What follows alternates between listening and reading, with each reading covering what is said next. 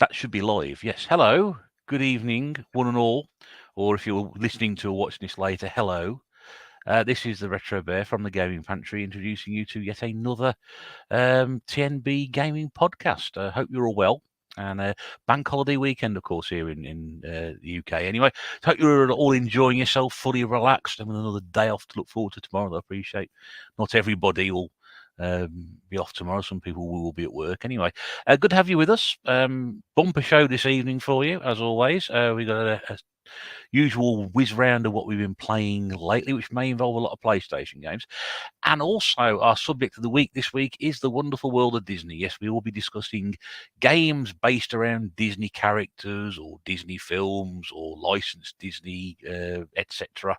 Not just including the Disney interactive games, but as many as we could think of involving Disney characters. And if we have any time during the course of the show to talk about other cartoon characters from Saturday mornings, we will try and bring those in. Although that may be another opportunity to do a different podcast at a different time. We've got two special guests for you this week. Also, a couple of the tNb here as well to discuss. We've also got our chat going. So if you've got any comments or questions as we go along, do feel free to put them there. We will try and get through as many as we can.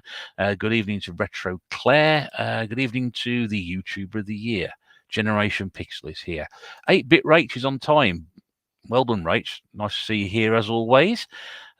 Big Game Al is here. I thought Al had plans this evening. I'm not sure they've fallen by the wayside or not, but hope good to see you again, Al. You were here yesterday. We'll be talking about that probably at some point. Al just put a video up about his recent road trip this week, so you want to go and watch that when we finished, obviously not now. Hammer 30 LP is here. Good evening to you. Nice to see you along. Raz is here from Sweden. Good evening to you, Raz. Hope you're well and good.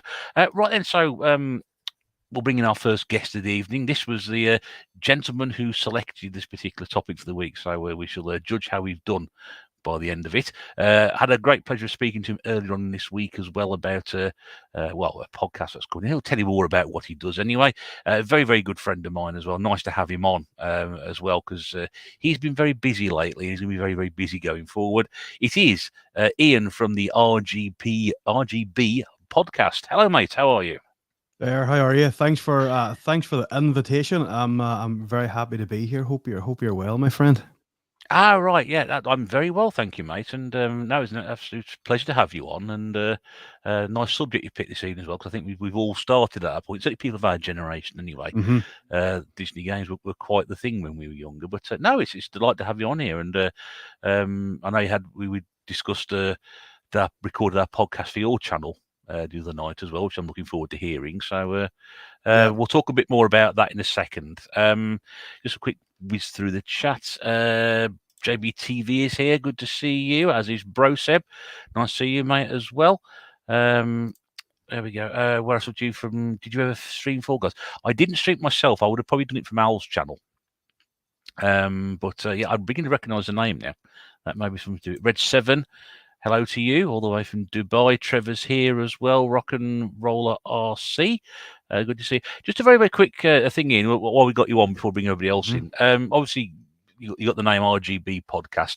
Anybody who hasn't heard about what you're doing, just to give us a brief overlay of what you're doing at the moment. Yeah, so RGB podcast is the real gaming banter podcast. I have started over the last 2 or 3 weeks, and already a plethora of amazing guests, including Mr. Retro Bear himself, and you'll be able to listen to that podcast from tomorrow on YouTube and Spotify. All you do is type in RGB and you will RGB Gaming Podcast on Spotify, and you should find it.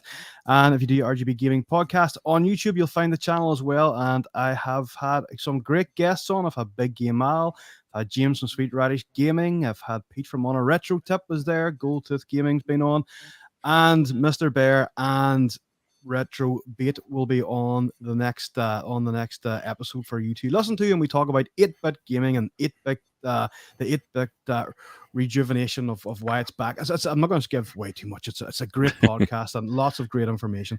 And Bear, as per usual, was amazing to chat with and has loads of awesome information. Thank you, Ian. That's very good of you to say. So if you hadn't heard any of those, so all the big YouTubers and Big Game Al Pretty good to get those on there. So that's it.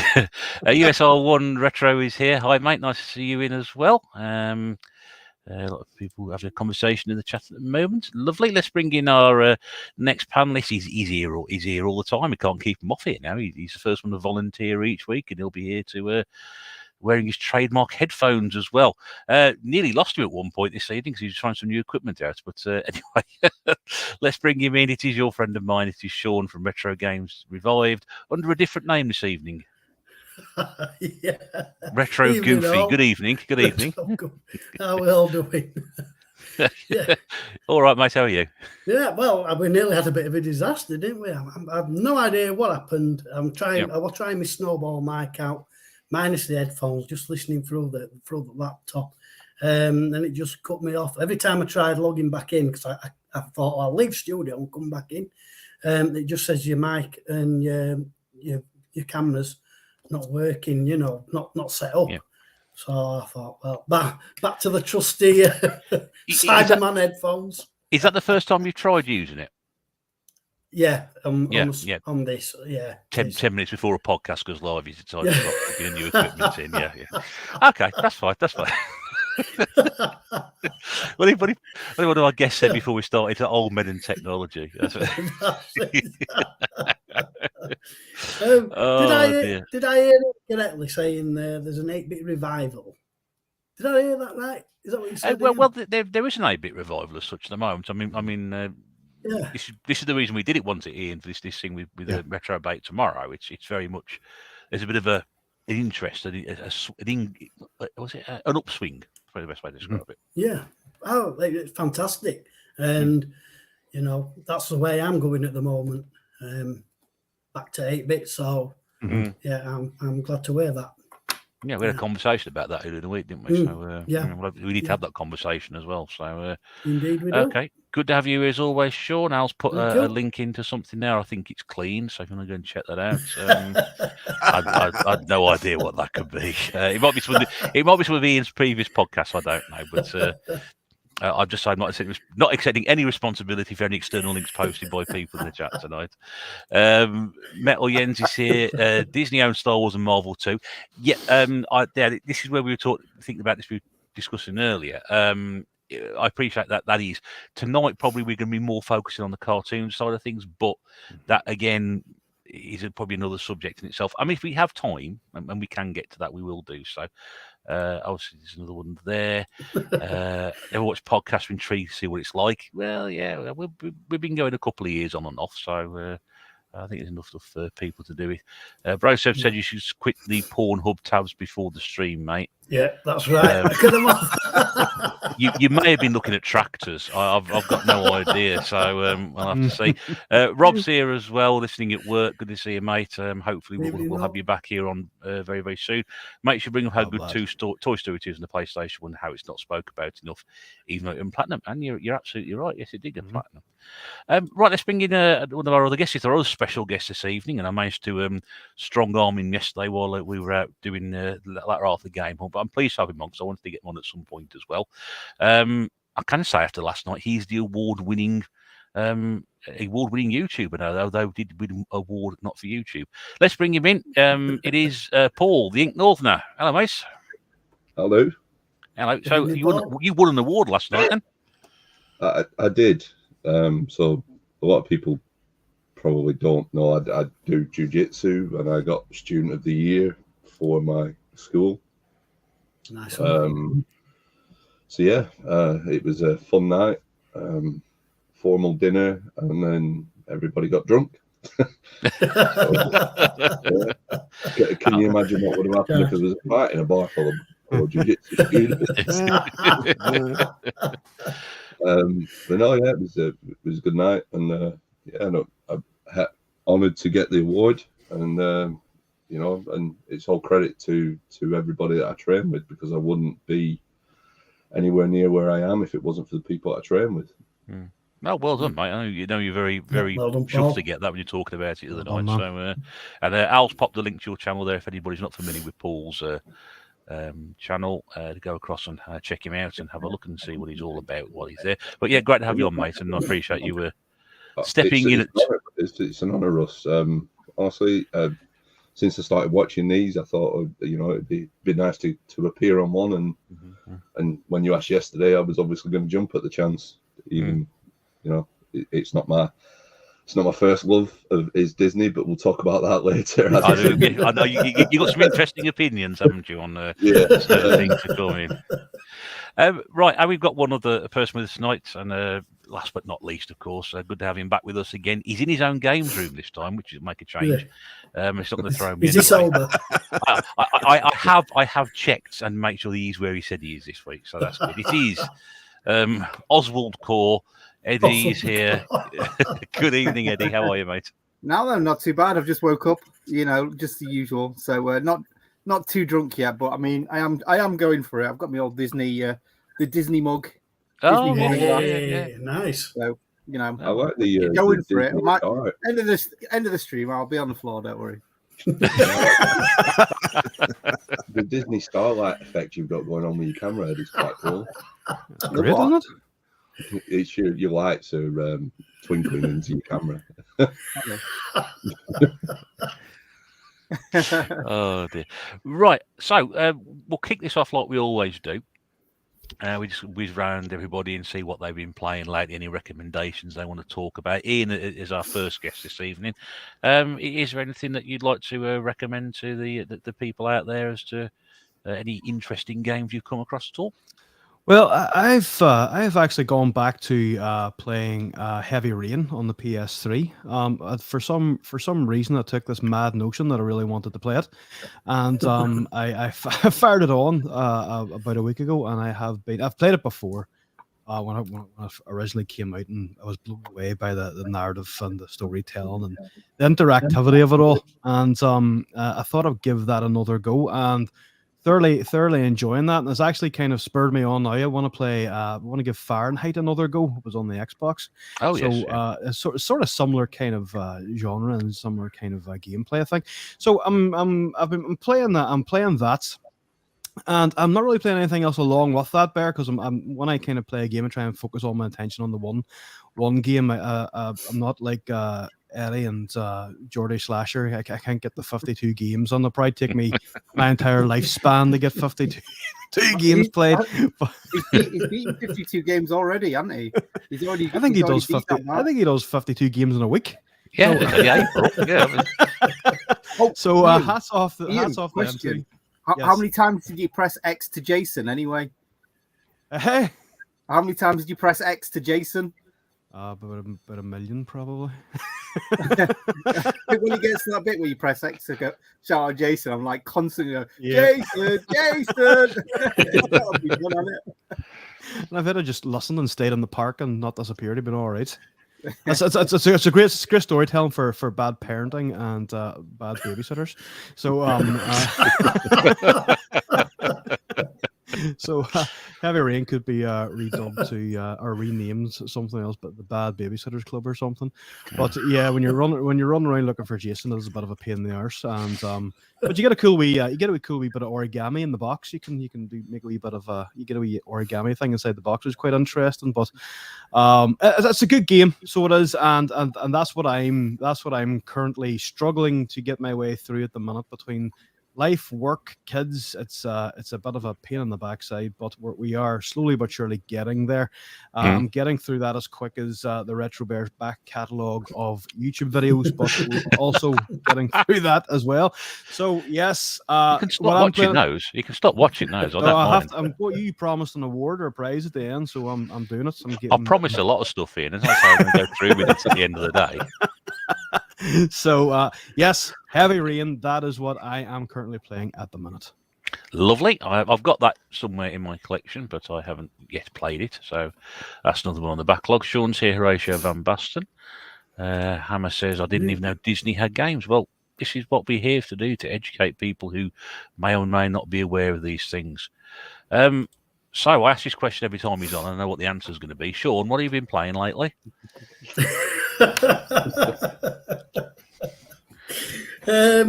Right, well, I've done a little bit of research, and how I've done that is I've been playing some Disney games, and okay. yeah. That's keen.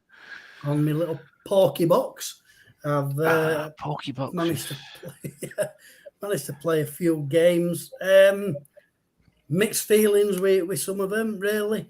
Disney Sports Snowboarding on the Game Boy Advance, which I thought I do like snowboarding games. Remember, is it 1080 on? Is it the PlayStation, something like that? I thought, remember getting into them back when they were released. I thought I haven't been on a snowboarding game for ages. I tried this, but it wasn't that good. For some reason, I can't control it. It just, as you're going up the side, you wanted to come back down. It just wouldn't do it. I kept flying off, kept falling over, rolling into a snowball. It was terrible. I didn't enjoy that. But one game I did enjoy. I'm not going to go into what games I played, but my favourite out of the ones I did play, Mickey Mania. Surprisingly, on SNES. I don't normally play games on SNES. In fact, it's a long time since I last played a SNES game, but I thought I'll give it a go. I don't know what it available on Mega Drive and other systems. Yep. That's right. Yeah. Right. But like I say, I picked the SNES one. I quite like that. I quite like how it starts off like in black and white to his older times, his first cartoons, I think. And then it gradually gets to colour. It's a nice little platformer, I must admit. I quite enjoyed that. I think it was released for Mickey Mouse's 65th anniversary or something like that. So remember it came out in the sort of 1993. Yeah. That was the idea, to take you through the stages, some of the more famous cartoons and do it that way. So, yeah. I didn't know that. Lovely controls, nice and fluid and responsive. Great animation. Yes, very good. I'm sure we'll come to at some point. But yeah, very enjoyed that. I may even give that another go at some point. Cool, lovely. Okay. No mention of COD either. That's interesting. What's happening with COD anyway? There's a Godzilla stage or something. What's going on with that? Yeah, it's an event. It's Godzilla versus King Kong. It's arriving on the 11th of May. Yeah, it's crazy.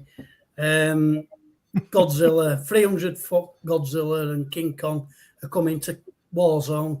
And whilst you're busy shooting other players, you've got to avoid them stamping on you and shooting it. It's a bit silly, but I'm assuming it's a tie-in for the film, is it, Sean? I don't. Is the film coming out? The film came out last year. It's like 12 months late. It's not a tie-in then. Yeah, it's like, we bring that. Tie with this. Yeah, I just don't get it. I just do not get it.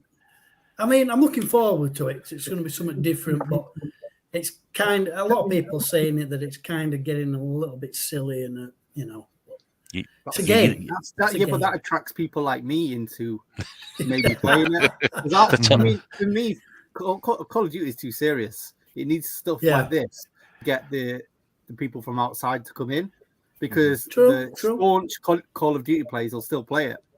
Yeah. It's almost worth thinking of getting it just to see what it'd be like, but I don't know. I'm that's mad. Champion 2. Please do. I'd like to see that. Actually, do that. I'm sure somebody will somewhere, but I'd really like to see how that turns out. Champion 2D, Rob's here. Good evening, Rob. Hope you're all right, mate. Nice to see you here with us. USR 1 Retro says, I played Renegade 3. There's a game for the past, Sean. Renegade 3. Good. I forgot how bloody awful it is. Yeah. It's a terrible game. It's a shocker. If anybody's ever come across that one, it's Thank you, Ian. Ian? I don't know what we all like one then. That's good. I couldn't resist there, sorry. We have sound effects. No, please. Stop me rabbiting on anyway. Bro Seb says you've been playing Blasphemous for the Switch. Anybody know that one? Yeah, I've got it special edition for PS4. I've not played it. A bit like most of Dylan's collection. Mine's still sealed, so I got it on a Black Friday special. Right, so Kingdom Hearts games are odd, like Final Fantasy guest starring Disney characters. Did quite enjoy them, though. I'm going to talk about that in the second part of the show. Raz says, never really played a lot of the old Disney games. Did play the remake of DuckTales, though. Great game. Yeah, I missed that one. I would have... I'd like to pick that one up. Hammer 30LP says, Call of Duty used to be good, but I haven't played it in years. Ali is here, 16 bits and bobs. Good evening, mate. Hope you're all right. Sean Pompey Games Room's here as well. Hope you're well, mate. Since you last week on Swap Shop. Al says Lion King is the best Disney game. Just ask Paul. We will be doing so later. Raz Tendo has been playing the new Star Wars Lego game. I've heard good things about that, which is interesting to go. Surely it's Mega Drive Aladdin. Well, it may be. I'm quite up on that one. So. And Hammer 30LP says playing a lot of Wreckfest recently. It's not Disney, but it's a good game. No, it is a very good game. Mrs. Bear's worked her way through most of that one, I think, if not all of it, actually. So, yeah, we played that over Christmas and New Year. So, and Rob says, did anyone play the Cash of Illusion remake? It's pretty good. Very good. Again, I missed that one, but no, we'll talk about that one a little bit later as well in the main body of the conversation. But, Paul, anything you'd like to recommend you've been playing lately at all? So obviously it's been PlayStation month. So I've been playing a lot of PlayStation, which is surprising for somebody who's seen as the Xbox person, I guess. Based on Eddie's recommendation this month, I played Cat Quest 1 and 2. They are very, very good games. Lots of nice cat-based humour in them, which was fun. Is there such a phrase as cat-based humour? What makes cats laugh? I've got no idea. Dogs falling over? Lots of cat jokes, then, I guess. Oh, pussy jokes. Oh, right, okay. Yeah. You went there. I was going to go there, but I like I said... somebody was going to at some point. Yeah. I played through Tapeworm as well, which, if people aren't aware, Tapeworm is a low-tech games... sort of, it's not a follow-up to Flea, but it has a lot of the Flea, use a lot of Flea's character design. It's a really good puzzle game. It was part of it was a free game on Evercade at the VS this month. My intention was just to play it and review it, and I actually played through and completed the game. It's really, really good. And the last game that I played prior to playing the spending money with Big Game Owl was Town of Light, which is I heard that one. So it's kind of like it's a walking simulator, I guess, of sorts. There's no real action to it, and the story's not. It's weird that nothing happens with the story until the end, and you find out the what it's all about, and so I was underwhelmed until the end, I guess. Ian might enjoy it. It's kind of got a horror feel to it, but the story was great when you get to the end and it ties everything up. It was a great game. Okay, I saw your review of Tapeworm. I thought that looked really good. That did. So I'm half tempted to have a look at that myself. Yeah, I mean, it's available on Steam. It's available on various other formats, but Dreamcast, you can get it, and you can get it on NES as well. If you don't own the Evercade VS, that is. Okay, it's coming out at November, I think, on the Indie Heroes Collection 2. So if you own the handheld Evercade. I'll actually get it that way, yeah. Yeah. Okay. Lovely. Thank you very much, Paul, for that. Scratch up the comments again. Trevor said the new Lego Star Wars game is massive. Rob's been playing the PlayStation, taking part in PlayStation. Once been playing the Xbox releases of the games. I think I know what he means on that one. USO and Retro Aladdin and Mega Drive, definitely the best Disney game made. Gavin's here, Snoopyman 79. Ali, Castle of Illusion is awesome, but never played the remake. Well worth it. That one. Well Yeah, worth definitely. It. But impossible to get now. Yeah, you're not going to find it, are you? You're not going to get it. It's like that DuckTales game. It's going to be tricky to get hold of that one as well. Eddie, by any chance, do you own a copy of the remake of Castle of Illusion? You can't. It's no physical. It was No only physical? digital, and it's all been taken off. Well, the studio went bankrupt, didn't it? Or closed down or something. as soon as they released it, I think they went bankrupt. Yeah. Yeah. It's such a shame. Yeah, it is really, because I heard good things about it. I really wanted to get hold of that at some point as well. But the thing is, these digital stuff, they come on and they disappear as quickly as they arrive, some of them. So, yeah. Retro Engine, even all, haven't played many Disney games. Well, we shall hopefully educate you with those. They have played The Lion King. A lot of symbolism, though. Oh, very good. Yeah, digital only release. We're saying on PlayStation 3, but it has been delisted. That's right. Hammer 30 LP. Never played FIFA because it's always too expensive. With FIFA 2 coming out on PlayStation Plus. Yeah, I've heard that. So I might get that myself as well. Castlevania maybe on 360 and Steam. Came out on NTSC for Wii U physical, and Raz sold it. Yeah, there we go. Ducktales, that is on about. The Ducktales one, yeah. And yeah, it is. We just said there, Ali. It is a shame when games get delisted so quickly. A real pity. Right, Eddie, what have you been having a go at? Well, I've been doing a lot of PlayStation. Funny enough, since it's PlayStation 1, but we're going to be doing a stream next Saturday. Hopefully, once we all get together and actually decide whose channel we're going to do it on. We've not really decided yet, but I'm sure it'll be somewhere, and I'm sure we'll all let you all know where it is, and we can all talk PlayStation for a little bit, what we've been playing and all that good stuff. But I have actually been playing other stuff than just PlayStation, so I might as well talk about that, really, haven't I? So my PC Engine. My CD drive was always a bit funny. The music would always kind of come in a bit later and stuff like that. So I treated myself to a new PC Engine with an RGB mod and like a fixed laser, recapped all the work sort of thing. And so I've been playing a little bit of that, and I've been playing a game in particular called Crest of the Wolf. Right, let me grab it here since it's here.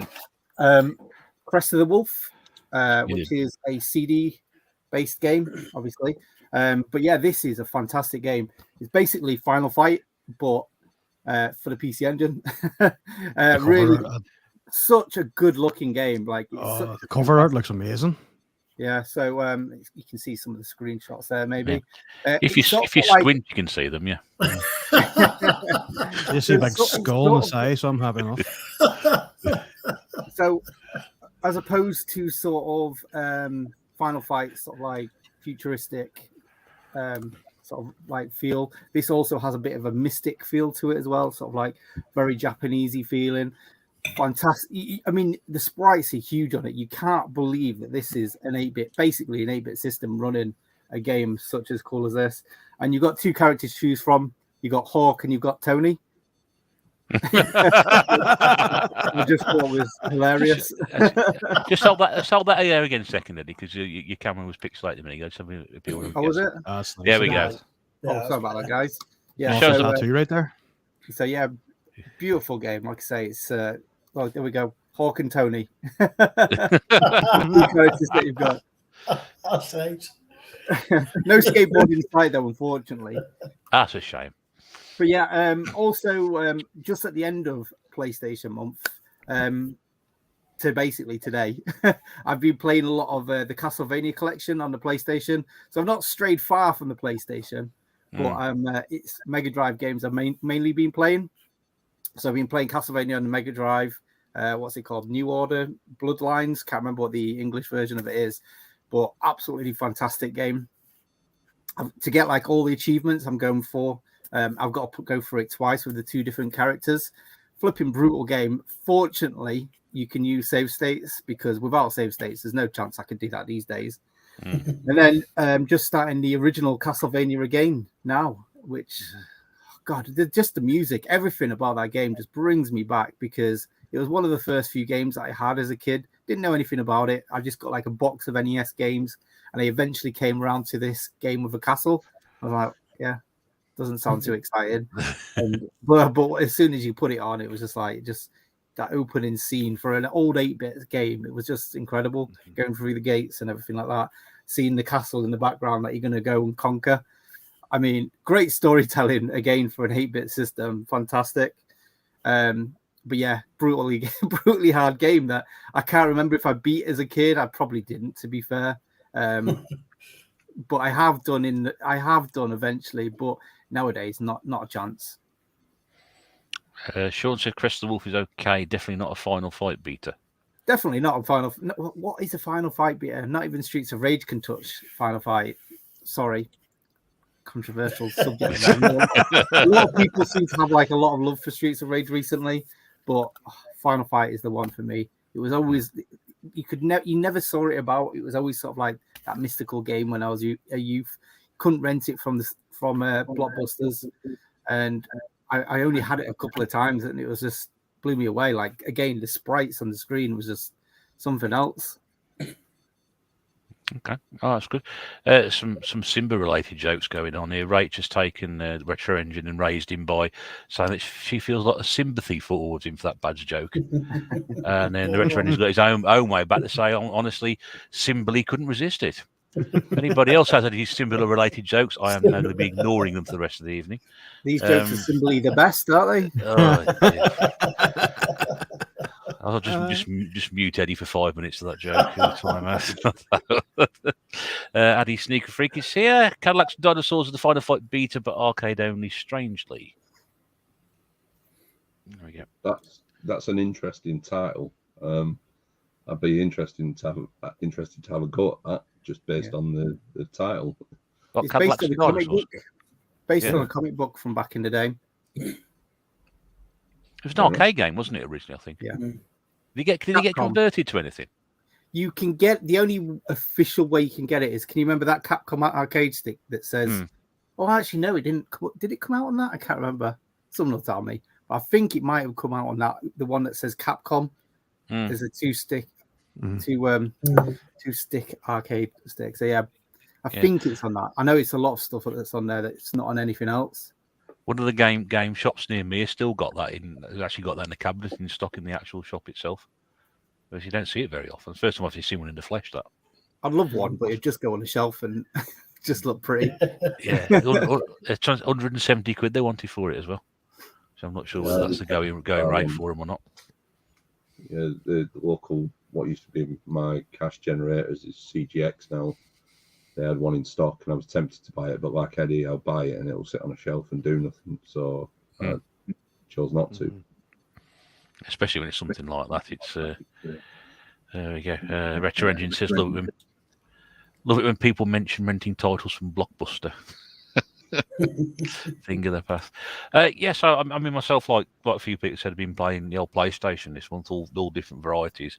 I haven't done PlayStation before, but I will do that tomorrow. I'm going to do a couple of hours stream at some point, whether it's going to be in the afternoon or in the evening, I'm not quite sure yet. So a couple of games I want to play on that as well. I'll be playing PlayStation 3 this week. We played Doctor Who: The Eternity Clock, which is an interesting one. I mentioned this to Ian the other night, I think it was. It was like Doctor Who as a platformer.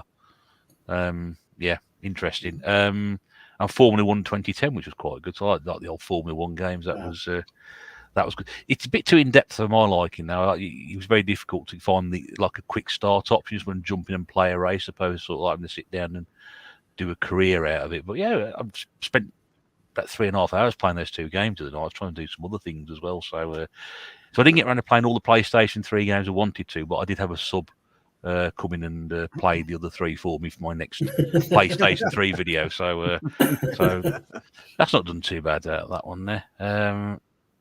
Ali says, I rented Mickey and Donald World of Illusion from Blockbuster. Blimey, that's going back a bit, isn't it? That was on Mega Drive, wasn't it? World of Illusion. And the Master System as well. So great 2-player, that game. It's best play 2-player. When I first saw it, I was so impressed by that game. The fact that it looked like a proper cartoon. I still think it looks amazing now, even just watching the Mega Drive one. I think it still looks fantastic.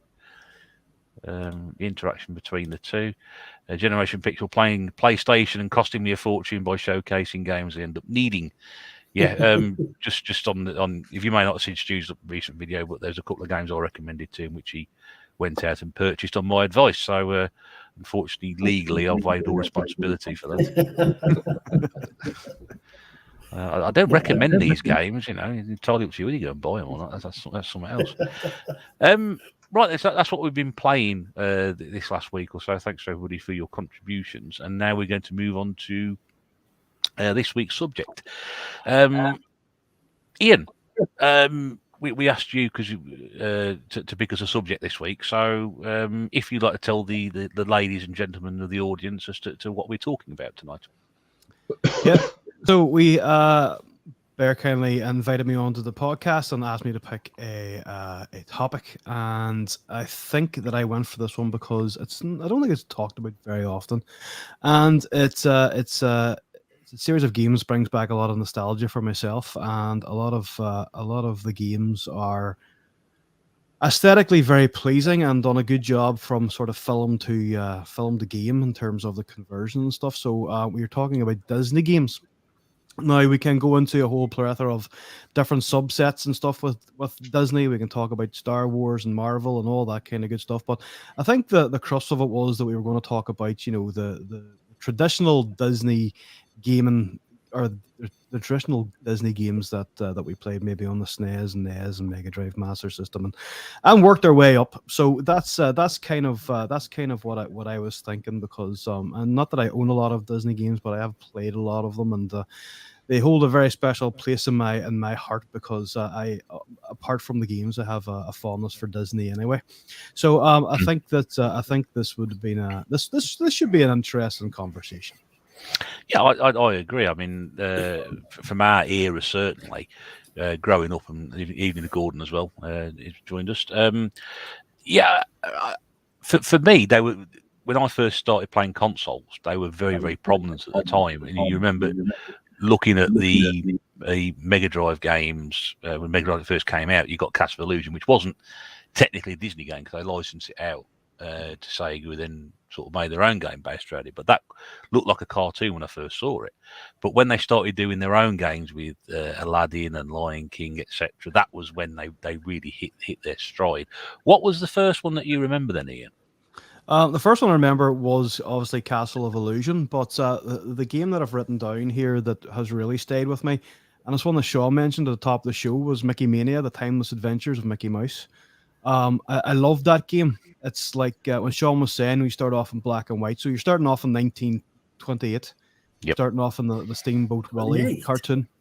So that's you're essentially starting at Mickey's kind of first real adventure. And then you go through a series of other. There's not a lot of levels in this game, but you know the game itself is quite challenging and quite tricky. And it can be a bit frustrating at times, especially on your first go. But you know, in terms of historical elements of the game, of the Mickey lore and stuff like that, it's quite a good game to learn a little bit about Mickey Mouse history. Because like the second level is the Mad Doctor, which was 1933, I think. Yep. And you know, as the game progresses, you kind of go through these iconic Mickey Mouse episodes, and you fight the end boss is the main sort of antagonist of the cartoon that he was in. And then we go to Moose Hunters. Then again, I think that's 1936 or 1937. Another iconic Mickey Mouse cartoon. And there was actually a level that was actually only available on the Mega CD and the PS1, I think it was, and it was the band concert that wasn't actually out on the Mega Drive. That's the only format I played it on, was the Sega Mega Drive. So there was an additional level there that you could play on if you had the Mega CD. I think it might have been Bear. I'm not too sure. Yeah, I remember reading about that. They've mentioned it. It sort of triggered something in the back of my shrapnel-encrusted brain at some point in the future. This information in, but yeah, I mean, there was a level which didn't appear on some systems, only appeared on other ones. So yeah, you're absolutely right on that. Well remembered.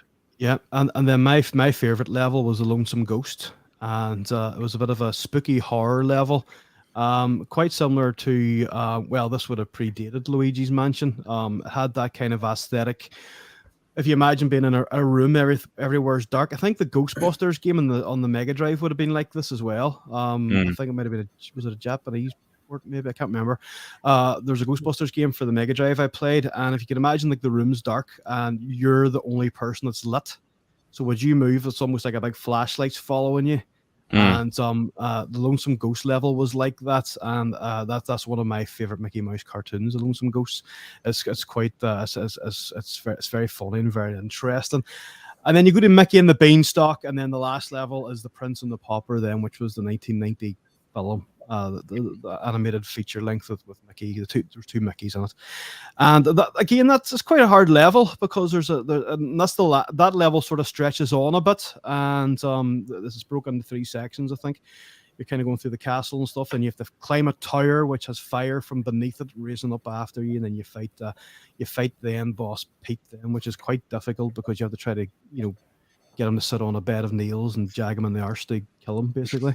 So it's so it's quite interesting. But in terms of that game, why that game is the one that I could talk about the most, is because aesthetically it looks and plays like what I'd imagine a cartoon would be like. And when I seen that first level, the Steamboat Willie level, it really blew my mind, because if you play on through that, it does eventually then turn into color. But there's some mechanics, and there's some that's what I'm looking for. There's some movable objects in that almost kind of look 3-dimensional as they move around. And it was kind of the first time I'd seen that on a Mega Drive. There's probably other games like that, but this is the first one I encountered. And I was like, this looks really, really good. This is like almost breaking the fourth wall here. This system shouldn't be doing this.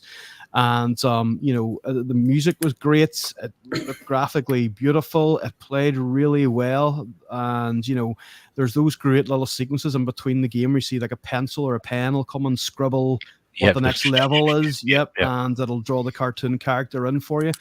And it was a cool game, and you could look back now and be like, oh, I wouldn't know the Mickey Mouse game, but for me, a lot of these Disney games were really good. And like a few honorable mentions I've written down here. Castle of Quackshot. I enjoyed Quackshot as well. That was quite a fun little game. I could never get on Quackshot. I didn't mind. And then there was Goof Troop as well for the SNES. Yeah, around about 93. I enjoyed that. That was actually quite interesting. And I know Paul does love the Lion King because his lovely beard is like Mufasa's mane. He looks like a beautiful lion. So I think underneath it all he's a Lion King fan. But yeah, a very close second for me, Bear, in terms of them Disney games would be Aladdin. I friggin' loved that game. That was unbelievable. And I enjoyed Lion King as well. It was so close to like being from the film and into the game. The music, the way it played, and how graphically it looked, and how vibrant the colors were, and when it stays sort of true to the film to an extent as well. Now I'm hoping you're on about the Capcom Super Nintendo version, because obviously that is the best version of Aladdin. Yeah. Yep. Yes. Yep. Yes. Yeah. Because everyone keeps going about the Mega Drive one as the ultimate one. Now it was good. And yes, you attacked in that one, because I think Nintendo made them take out the violence for the Capcom. Mm-hmm. But oh man, the later levels on the Capcom one are just stunning. Oh, so beautiful. No, I totally agree with you, Eddie. I owned it on the Mega Drive, but my friend had it. Listen, this was this thing where you were either Sega or you were Nintendo. Yeah. And I was always in the Sega corner, and I never owned a SNES. But I remember playing a couple of games on the SNES that blew my mind. Street Fighter 2, Aladdin, and Sunset Riders. Those are the 3 games that were absolutely... Now, I didn't play a lot of SNES games, but them 3 stand out. And Aladdin for the SNES was unbelievable. It really was. It looked slightly better too. And Sunset Riders, I played it for the Mega Drive, and it didn't feel like the same as it was even in the arcade. I think it was completely different. But I think the SNES version stayed true to the arcade. And... that's going off topic here, but Aladdin, yes, definitely for the SNES, and enjoyed the Lion King. It was good, but for me, it was Mickey Mania, The Adventures of Mickey Mouse, and Aladdin were probably my 2 favorite sort of pure Disney games for me. And there's a few honorable mentions there, Goof Troop, Quackshot, and stuff like that. But in terms of the game, like I could sit, if I owned a copy of Mickey Mania now, I would sit and play it, because it's such an awesome little game, and you can power through it relatively quick, I think. But it's only because like I studied Disney at university and stuff, and I have a great fondness for all those for animation and storytelling and the Walt Disney Studios and stuff. I think that's why it sort of resonates with me a little bit more. But it's in terms of a fun fun game. It definitely is. So yeah, for me, guys, it's Mickey Mania and Aladdin are my top two. Mickey Mania has definitely got the top spot. Okay, Ian, so if you're into the Mickey Mania and you love hearing about stuff, I don't know if you've ever fallen onto a YouTube channel called, I think it's Game Hut, and basically it's one of the old developers from, I think, Traveller's Tales, one of the guys that originally made Mickey Mania, and he strips everything back level by level and explains how things were actually made in game, because it was actually pushing boundaries quite a lot. That game, it was quite an advanced game. Like you said, it's called that now, mate. If you want to put it on your screen, it's called Coding Secrets now, Eddie. Right, okay. I think, cool. I'll write that. I wrote down, or have been writing down Game Hut there. But Coding Secrets, Sean. Yeah, it's the same guy. Yeah. Come on, but it's Coding Secrets. It's not going to pick it up, is it? That's okay. I can see it. Yeah, there you go. Right, yeah. Okay. Awesome. We'll check them two channels out. I don't know if he's still got two channels running concurrently, or if he's changed over to Coding Secrets. But yeah, because I've written it down now. I'll say, Eddie, I've seen his channel, the Game Up, and you mentioned earlier about like the 3D effect. I know on one of the levels I was playing on Mickey Mania, it's like a crane that spins round, and it's almost like a 3D effect. It explains how we did all those kind of effects. Yeah. Eddie, well, can you remember that was originally made on Castilian on the C64 or the Amiga? Can you remember was it Castilian? I can't no, I can't remember that one. I think it might have had another name. I think Castilian's the Nintendo name for it. But yeah, basically it was like a rotating tower that you would go up, and was it called Castilian or something else on the C64? The walls. Nebulous, was it? Nebulous. Yes. Yeah, Castilian's the NES name for it. Is it? Right. Yeah. Yeah. Great games. But yeah, it sort of like expands on that effect, doesn't it? Yeah. Yeah, it does. Okay, thanks for that, Ian. I'm just going to dip a bit back into the comments because we've got quite a lot to get through. Al's playing the Cars game, but he's only interested in getting the 1000G for it, so that's not really playing it, is it, I suppose? Gordon's Big Hero 6. There is one on the DS. There's one on the DS. I'm not sure if there's one for Xbox or PlayStation, but it's definitely one on the DS. Oh, okay. Yeah, there we go. So if you weren't aware of that, Gordon, there's an answer for you. Champion Doody says 8 and 16 and 32-bit were the best of the time for Disney games. After that, they're all a bit all over the place. We'll get to that in a second. 16-bit Disney games are my fave, and all the better on the Mega Drive, says Ali. Liam's here, Retro Ram. Good evening to you, mate. Retro Engine said that's like a cool premise where they follow the history of Mickey Mouse through the various stages, black and white. Yeah, as Ian says there, it's a really good way of doing it, actually. It's definitely worth playing. I've never ever played that game, Mickey Man. You need to dig it out. James, Retro and Import Gamer, is here. Good to see you, mate. Nice to see you aboard. Just going to scan through. Champion 2D says, anyone know why Mickey Mania was renamed to Mickey's Wild Adventure? Maybe because they expanded on it, maybe. And it was more than just the base game. Yeah, and you get that additional level too. I never knew why they changed it, but that could probably be the logical answer. Retro Kits here as well, mate. Good to see you in the house. Belated happy returns to you as well. I think your birthday was the other day, wasn't it, as well? So, where are we? Rach says, were there any Disney games and 8-bits? I can't think of any off the top of my head. There was a Mickey Mouse game for the Commodore 64 and Spectrum, I think. Might be on the Amstrad as well, which was made by Gremlin. But it was like it was just like a platform game, but from not a platform. It wasn't isometric, but it was a platforming collecting type game. It didn't get very well reviewed at the time, but I don't think there were many on that. There may have been Disney character games on the NES. I know there was a Magic Kingdom game there, I think. Magic Kingdom game, wasn't there? NES, Disney, we'll get to that in a bit, but they were the best era of Disney games. We'll get... I haven't got notes, but I've got a list of stuff on one of my screens here, and There was two Mickey Mouse. There was Mickey Mouse and Mickey and Donald that were released on Game & Watch as well. They were published by Nintendo and developed by Nintendo. R&D 1. I don't know. You it's too old for me to know about that. But I do remember that they mentioned it. Paul. I'm not. I think it was whether it's the Mickey and Donald one, the Mickey Mouse. Definitely one of them I remember seeing. But I can't think. I don't think there were any Disney-related games in the 2600. I think Sorcerer's Apprentice. Was there? Yeah, Atari 2600, and then Mickey in the Great Outdoors. Again, I've looked all this up. I don't know the top of my head. So, let's do some research on our end. The Sorcerer's Apprentice was released in the year I was born, actually, 83, on the Atari 2600. Yeah. Wow, that's I didn't know that. There we go. I'm learning something as well.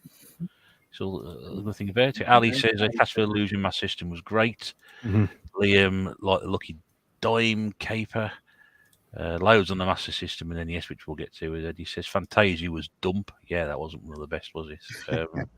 I've always wanted to own it, but it's not meant to be one of the best ones. But I do like rubbish games. Mega Drive Aladdin by far the best. If I had to pick between Castle Illusion or World of Illusion, I have to go with World of Illusion. Much better all round, with both the music and graphics being absolutely gorgeous. I think I would agree with that. Definitely. I said that at the start. I think it's a fantastic looking game. Champion Dude 2D says there's Aladdin for the win. And I was a Mega Drive. He was a Mega Drive kid.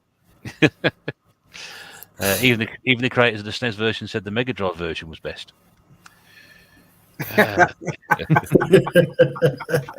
Toy Story on the Mega Drive was good. We talked about Nebulous. There we go. We're going to talk about Toy Story, I think, as well. Nebulous on the Spectrum. Here's a question, Russ. Yes. Does Toy Story count as a Disney game? Because it was technically Pixar at that time. It wasn't Disney Pixar. That is very true. That is very true. It depends how we're judging it at the time. Then no, if we're judging it now, then yeah. But as somebody said at the very, very start of the comments, we're talking about Disney games. We can include Marvel and Star Wars and anything else. And Pixar's always been synonymous with Disney anyway. That's right, yeah. It has been. 16, Ali says, Little Mermaid was awful like a rubbish Echo the Dolphin. Dylan, it was a flipping smoke, not an Echo Dolphin. Castle Illusion is a class game made in Japan and show what the Mega Drives could do over the rest. John was 38 yesterday. Went to saw films on the way to Whitby, so I hope you had a good day out, mate. Nice. Ducktales rings a bell on the C64. I don't remember Ducktales being on the C64. Okay. Sean would know that one if that was the case. I'm pretty sure. I mean, it could have been. I've never heard of it though. Mickey Mouse at Tokyo Disneyland was a Super Famicom exclusive. It's a shame it never got a Western release, as it's quite a lot of fun. That's another one. Which I don't know about. Crackshot looked great too. Basil the Great Mouse Detective. Yes, thank you, Stuart. I remember that because I've got that on a compilation somewhere. I think that was because that was. I went to see that at the cinema, so that's going to be about 1984, I think it was. Great film. Disney. Yeah, Disney film. Yeah, I picked up a compilation a few months ago, and it's got that game on there.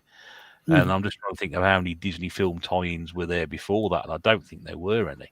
There certainly wasn't a game based around the Black Cauldron. I think was around the same time as well, or the Fox and the Hound and games like that. So I can confirm that there was a DuckTales game for the Commodore 64.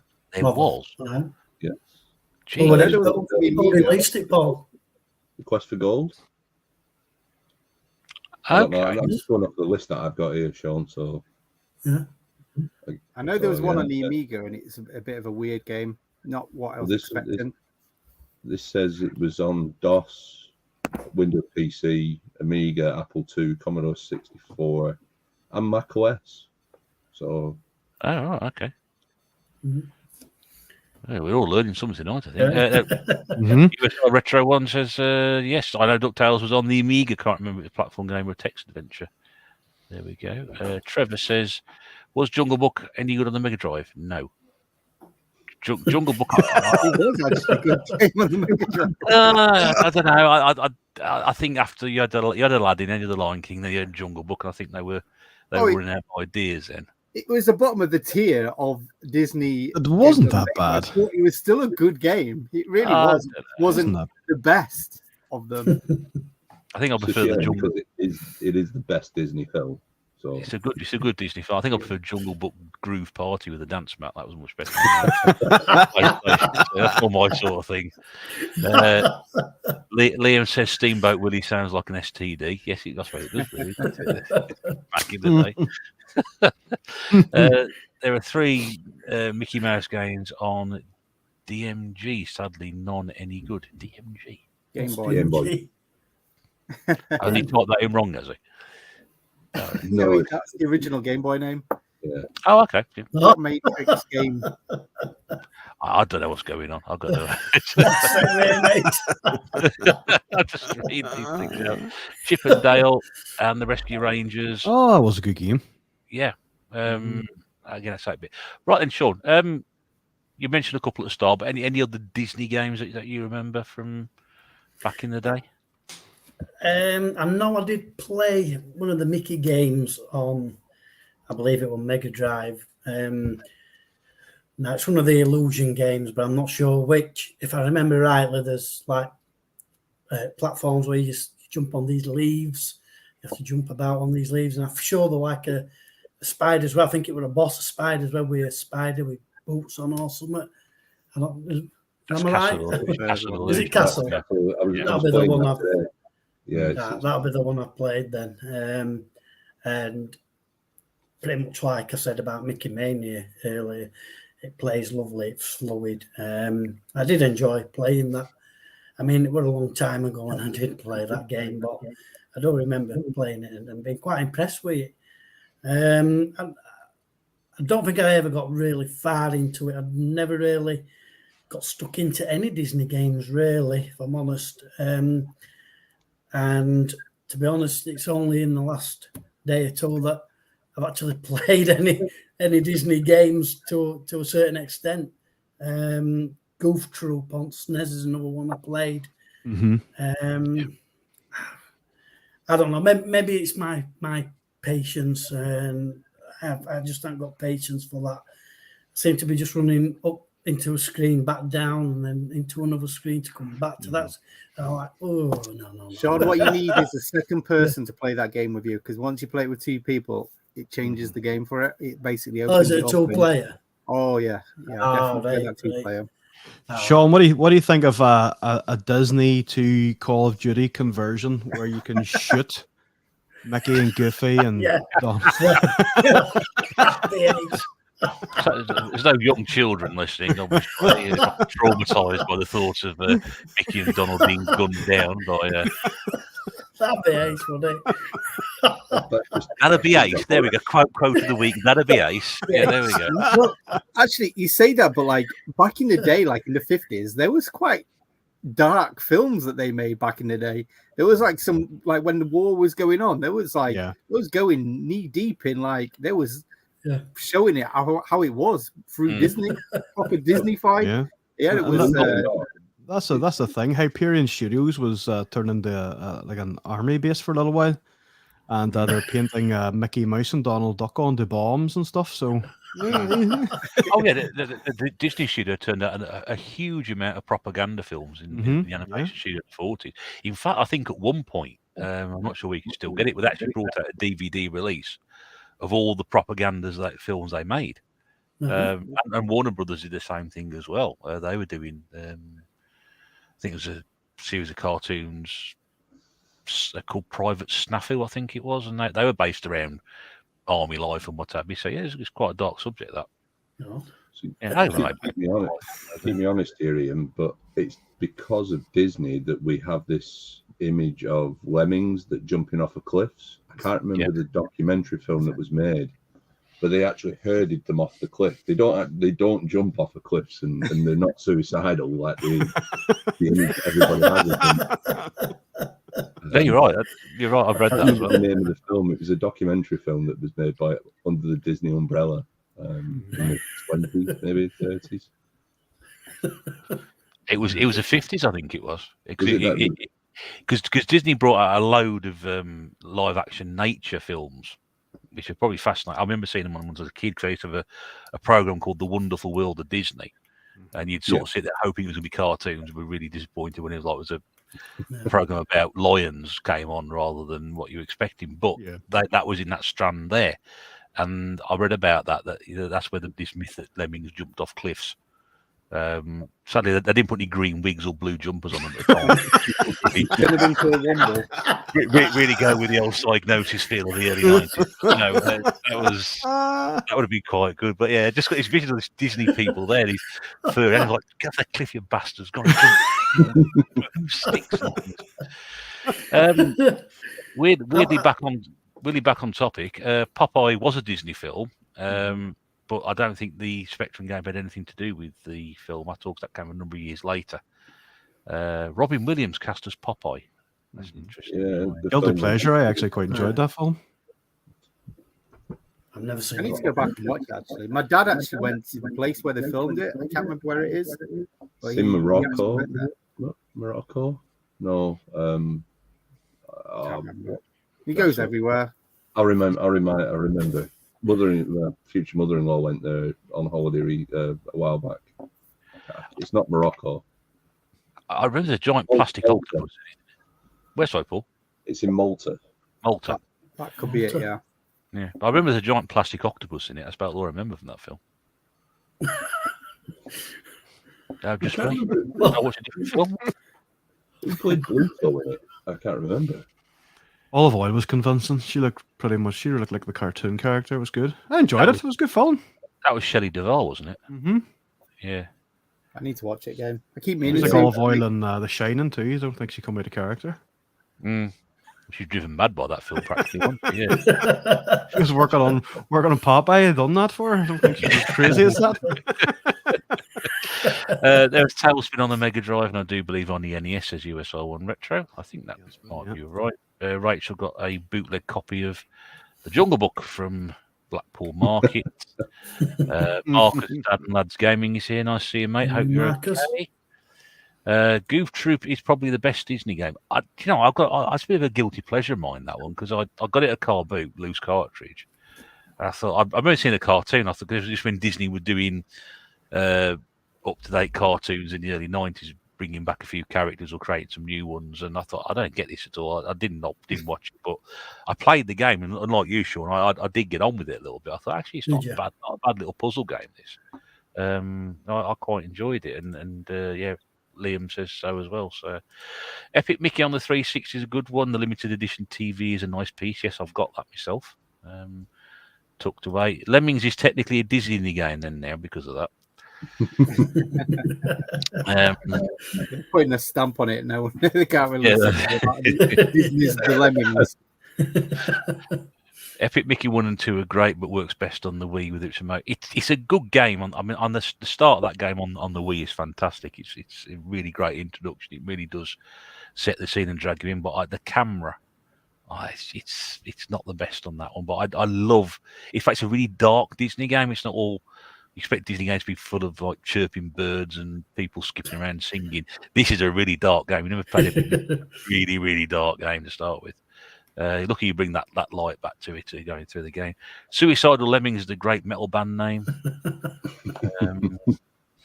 Am I the only person who didn't just found out a lemming is a real creature?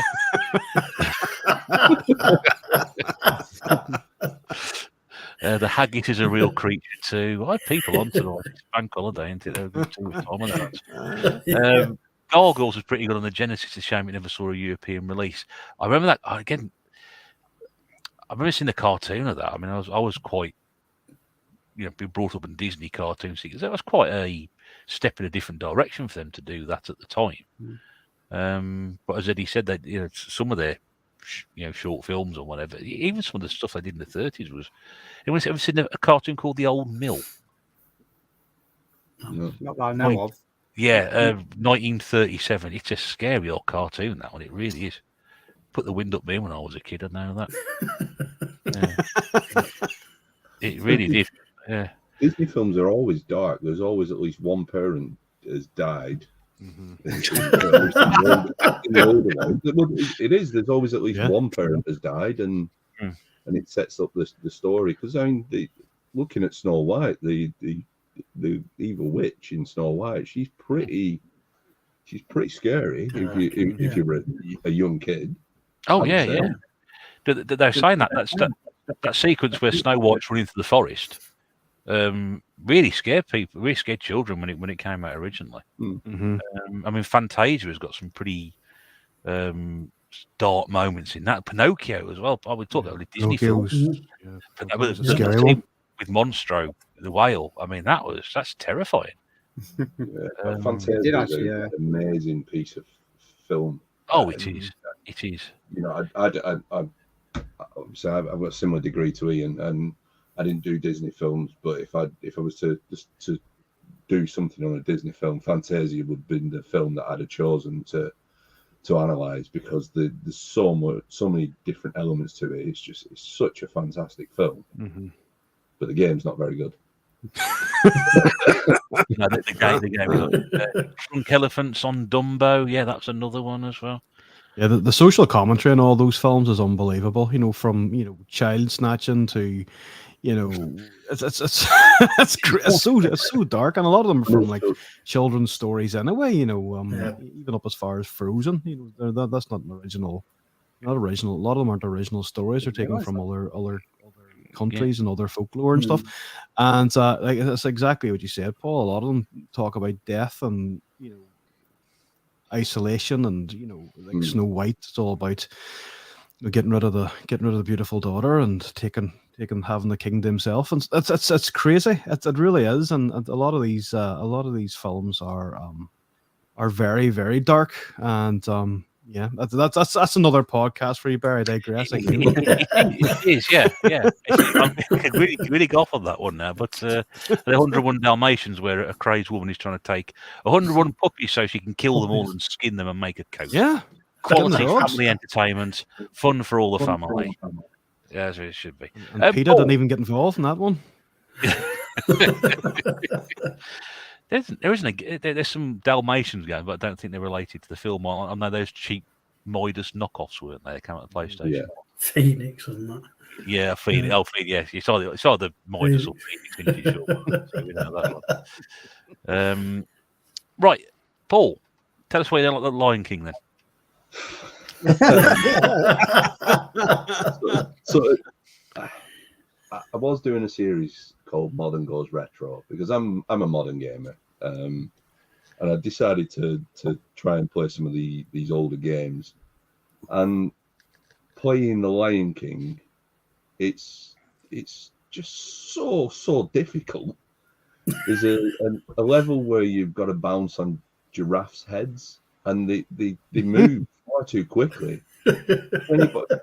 If anybody comes across that video, I mean, I do have colourful language in my vocabulary generally, but that game made me swear quite a lot. Don't get me wrong, if I was given an honest review of it, the gameplay is rock solid, but it looks fantastic. The music's fantastic in the game. But yeah, I just could not. I probably could with a longer play rather than just trying to film a YouTube video on it. But and then there's the remaster of it, which might make it easier for me to play, because there's the rewind feature and stuff. To be fair though, Paul, like, to borrow your language, that part of the game was a bit of a cunt. It really was. But once you get past that, it's one of them games. That the more you play it, the easier it gets. But, if you take the Lion King aside, a lot of people, Sean and Ian have already mentioned it. Mickey Mania was really, really good. I really enjoyed Mickey Mania. I liked how it went from the black and white to the colour.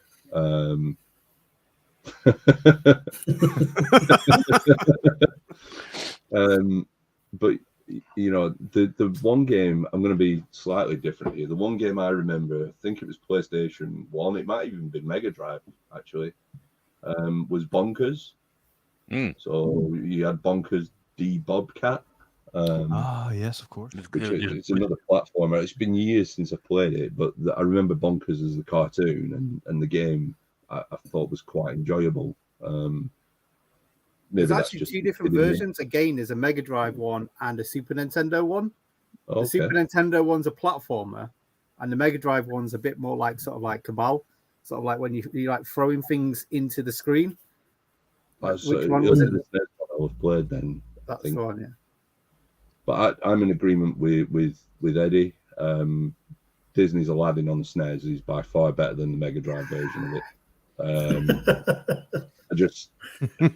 And I've played both of them recently, well, within the last 12 months, and I still prefer the SNES version. But yeah, the one thing about these Disney games is they're always very true to the media that they come from. That I found, so all the music in them, even though it's tuned for chip tune, you know, it's still, I still find the music and everything very good, and the animation in them is just on par with Disney animation. That, for what they can get with the systems in it, anyway. When I first saw The Lion King on the Mega Drive, I was absolutely just blown away by it. I was like, because I wasn't aware what systems like that could do at the time. I was used to playing Amiga, and then of course you got all the speech in between the games, and that start was very much like the film when he raises Simba up, and I thought, yes, it's really good. I must be honest with you, I agree with some aspects of the giraffe tossing section of the game. It is a bit tricky, and the monkeys, we got to land on the monkeys' tails being tossed around. Yeah, it is a bit of a pain in the ass. You do end up going the wrong way, but I mean, I think it's a fantastic looking game. It looks great, and you know, the aesthetics are fantastic, and I think with some patience, like Eddie said, I probably would find enjoyment out of it. But such is the state of gaming at that time. Everything was hard to play. It's not like playing an Xbox One game where you can get 1000G in 10 minutes. So, you know, it's no good to Al then, is it? So hope you're listening, Al. Although, what I was saying about Disney's Cars is a good game. If you take the G away from it, Cars is a good game to play. I just bought Meta National recently. I need to play that, but I'm led to believe that's a decent game as well. USO One Record says a Lion King. It's only that one bit that's hard. It's again, once because like you start off as Simba and the little pup, and you get older and older, and the more like older you get, the easier the game gets. It's a bit backwards, really. It is an interesting one, that one. I was going to say something. I've completely forgot to say, so I'm going to carry on picking the comments. Darkwing Duck was pretty good. Yeah. Start again. I'm speaking Swedish there, sorry. Darkwing Duck was pretty good, as Raz says. That cartoon, what a great cartoon that was. Yeah, it was good, that, wasn't it? Yeah. I really did enjoy that. Count Duckula was a non-Disney cartoon, so sorry, Liam. It doesn't count, even though it's a great cartoon. Bug's Life on the PlayStation 1. I quite enjoyed that. That was quite a good little game, that. But again, that was Pixar at the time, wasn't it? So it falls into the slightly umbrella of Disney games. It's funny because if you ever go charity shopping, the one PlayStation 1 game that you're excited to find at the charity shop, it's guaranteed to be Bug's Life. It is. You're absolutely right. Well, you don't see PlayStation 1 that much anymore. I might as well buy it. Having a pile of Bug's Life. If you want to copy Eddie's got about 300 sitting at home somewhere. Are you sure giraffe tossing isn't a Disney game? Well, yes, it is. Yes, I mean, you know. So on the shelf game, I pulled Hercules to play and review. Liam picked that one, didn't he? Hercules. Yeah, it is a decent game. It's it's not too difficult, but everything's good about it. There's a load of FMV cutscenes which are really good. Obviously, it's a PlayStation 1 game, so everything's moved on from the Mega Drive, SNES era. But it is a good game, and if anybody's got a chance to get hold of it and get a copy of it, they should do, because it's pretty fun to play. Well, I still need that game, and since you've done that review, honestly, the game's like doubled in price. Like since you've done that, well done, Paul. Well done. Price hike of that one. The UK Metal Jesus here. Yeah, we have an influencer in the house tonight. So. That was an interesting art style as well. That you might know this one. Do you know who was the design artist behind Hercules when it came out here?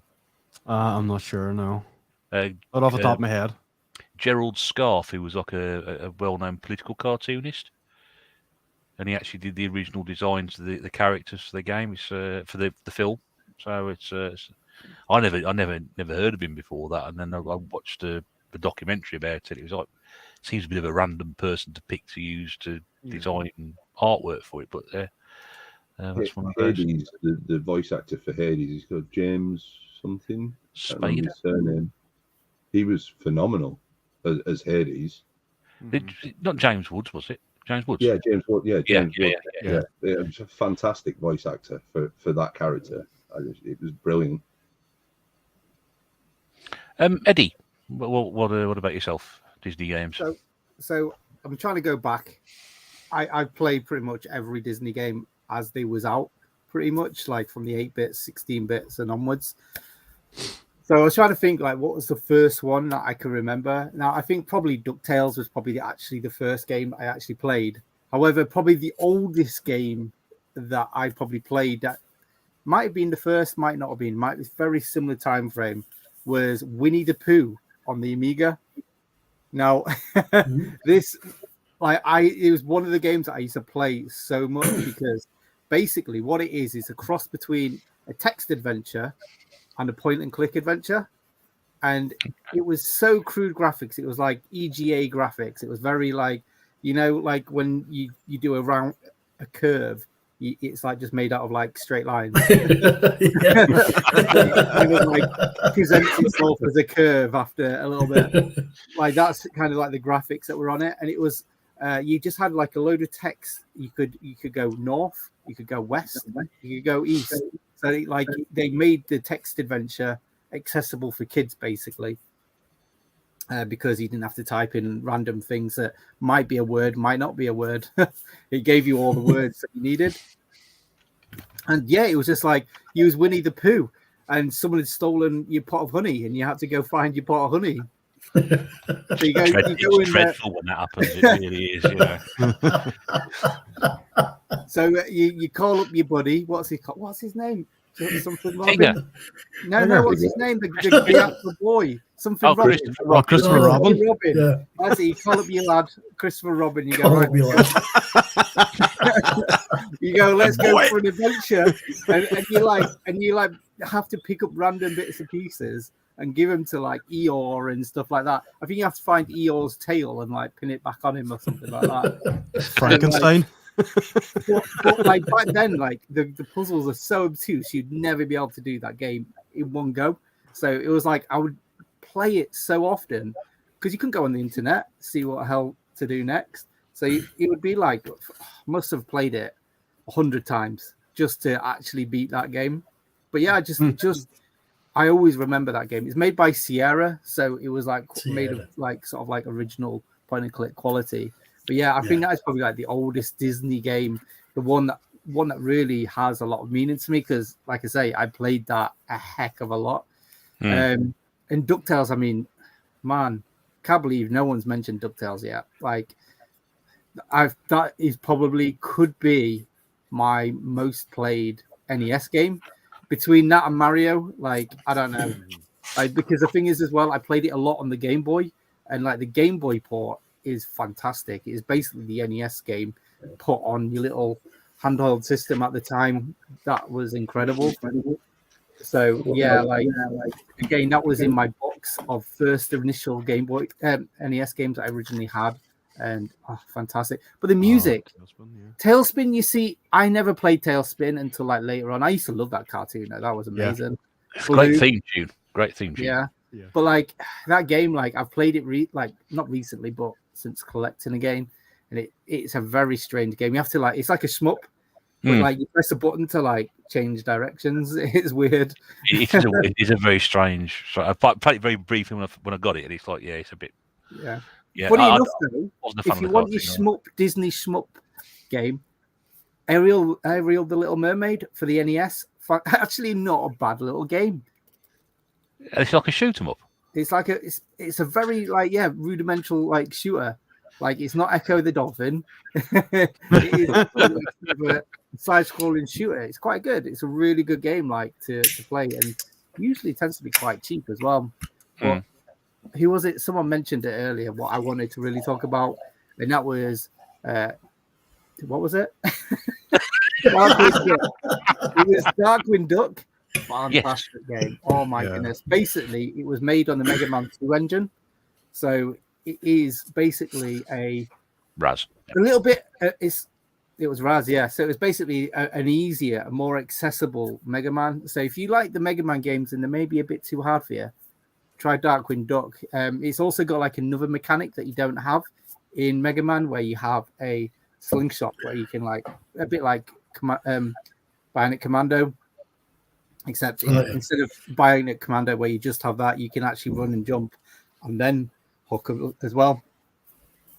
Fantastic game. And plus I just love that colorway that Darkwing Duck has, like the purples, like the dark and colorful look. That is like one of my favorite aesthetics, to be fair. But yeah, fantastic game. But another game, people keep saying about Mega Drive being very Disney heavy. Now, for me, Capcom put their claws into Disney, and Capcom Disney games are where it's at. Now, that is Nintendo and Super Nintendo. The Mega Drive ones, they were based more Virgin. Virgin took over the franchise, the whatever, and they made their own games, and there was also quite good, and then they started going downhill, and then it just went on to other developers, and they really fucked it up for everyone else. Capcom had it for years, and let me just. Is the reason, Eddie, that the Capcom ones are heavy Nintendo? Is that because of Nintendo's unwritten rule that you couldn't? Pretty much it out on other systems, right? I'm pretty certain that's probably what it is, but yeah, these three games. Hang on, let me just bring up the big screen, my friend. I forgot what they're called. The Disney's Epic Adventure, or whatever it's called. I remember. Where's the first one? There's the first one. So I always remember seeing this in magazines and stuff back in the day, and again, what people used to say, oh, it's like seeing a cartoon. Jesus Christ, it really was. I never played the game back then. It was just always in the back of my mind from just seeing screenshots how incredible it looked. Basically, you would get different abilities. You'd have Mickey Mouse would turn into a fireman, a magician, or other different characters, like you can see on the front cover there. And you'd go through the game, and this is one of the most stunning games but back then, because this was quite an early game, obviously, with the fact that there's actually 3 of them. But yeah, I never actually got it as a kid. I just wanted it, and when I first started collecting a game, I grabbed a copy of this, played it, and I was like, I won't say I was blown away, but it's just one of them games. It was like a feel-good game. I can imagine just putting it on and just it's not going to be too hard. It's just going to be very doable. It's just one of them really fun adventures. Just such a great game. Is it Magical Quest, isn't it? I think is it Mickey's Magical Quest? Yeah. And then this is the other one, and I don't know how this one actually was made, to be fair. So this was, I think, Champion 2D Rob talked about this one. So this is Mickey Mouse in Disneyland Tokyo, I think. Basically. Oh yes, yeah. So this was made by Tomy, or probably someone else as well. This is a bit of a strange game. You kind of use balloons to float around and stuff. So you don't have an all-out attack. It looks very similar to the other games. It looks like it could be made by them, but it does play yeah, it's not got the polish that the Capcom games do have. But yeah, really good games, like really good trilogy. Lovely, yeah. Like definitely recommend playing them. If no one's played them before, definitely play them. Okay, so to get some comments in, we'll just come back to that second.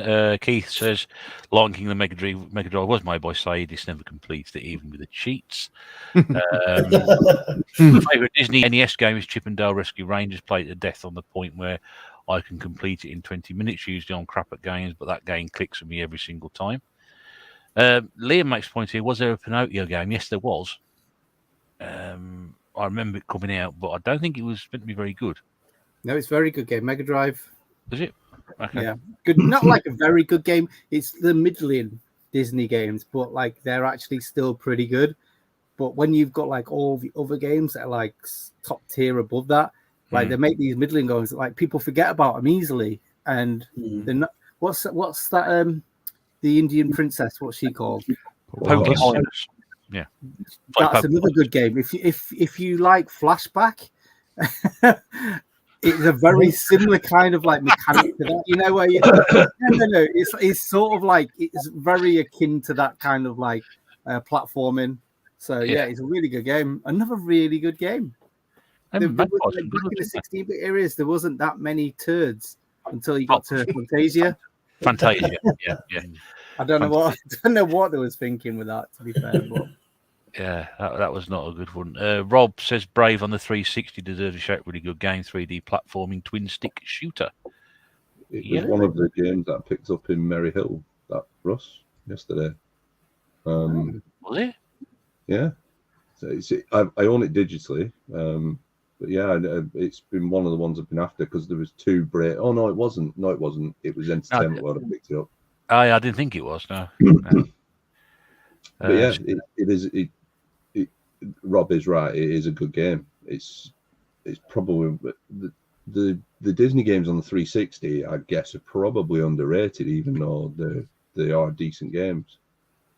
Can't think of any really that was bad out of them. I look at the Cars game. Gets a good shout. I'll come to that in a second. I just want to say hi to Steve Cooper's World, who's here tonight. He was always on his ways. Say hello. Good to see you, mate. Red 7 says Capcom even released a Mickey Tetris game in the arcades and on the N64. And the PlayStation 1 as well. Ah, okay. Keith says, anyone mentioned Fantasia, the Mega Drive? Yes, I mentioned it quite a lot. But yeah, basically got the same opinion as everybody else. It's a terrible game. John says, was there ever a Lady in the Tramp game? I don't think there was. I'm not sure there might be when there's a knockoff one or not. I don't know. There was a Beauty and Beast game which was quite interesting. Like on the Super Nintendo, there was two different versions. There was one that was made for girls, and it was like basically played as Beauty, and you'd walk. Basically, all you have to do is press right, and you just walk through the game to win. So obviously, you didn't do very well. And then there was one that was like marketed more towards boys, which was obviously you played as Beast. It was a little bit more of a game, but still terrible. I love the way he called her Beauty. Yeah. Bell. I consulted the oracle that is Wikipedia and can confirm that there is no Lady in the Tramp game. There is no. Oh, there isn't. That's a shame. You can imagine a really good like spaghetti scene where like it's a 2-player and you play it like some like track and field where you like have to like do this and like slip the spaghetti up the fastest. So that's VR version of that. Yeah. Someone starts tugging. Yeah.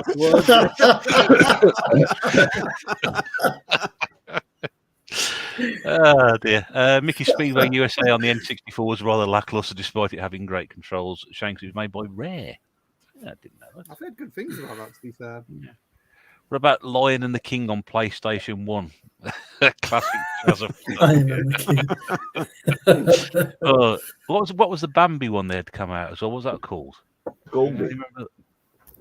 Deer Hunter or something? Goldie. Oh, Goldie. Yeah, there we go. Yeah, just have a here we go. I bought a bundle. And he paid £3 for that as well. I didn't. I bought a bundle off of someone thinking that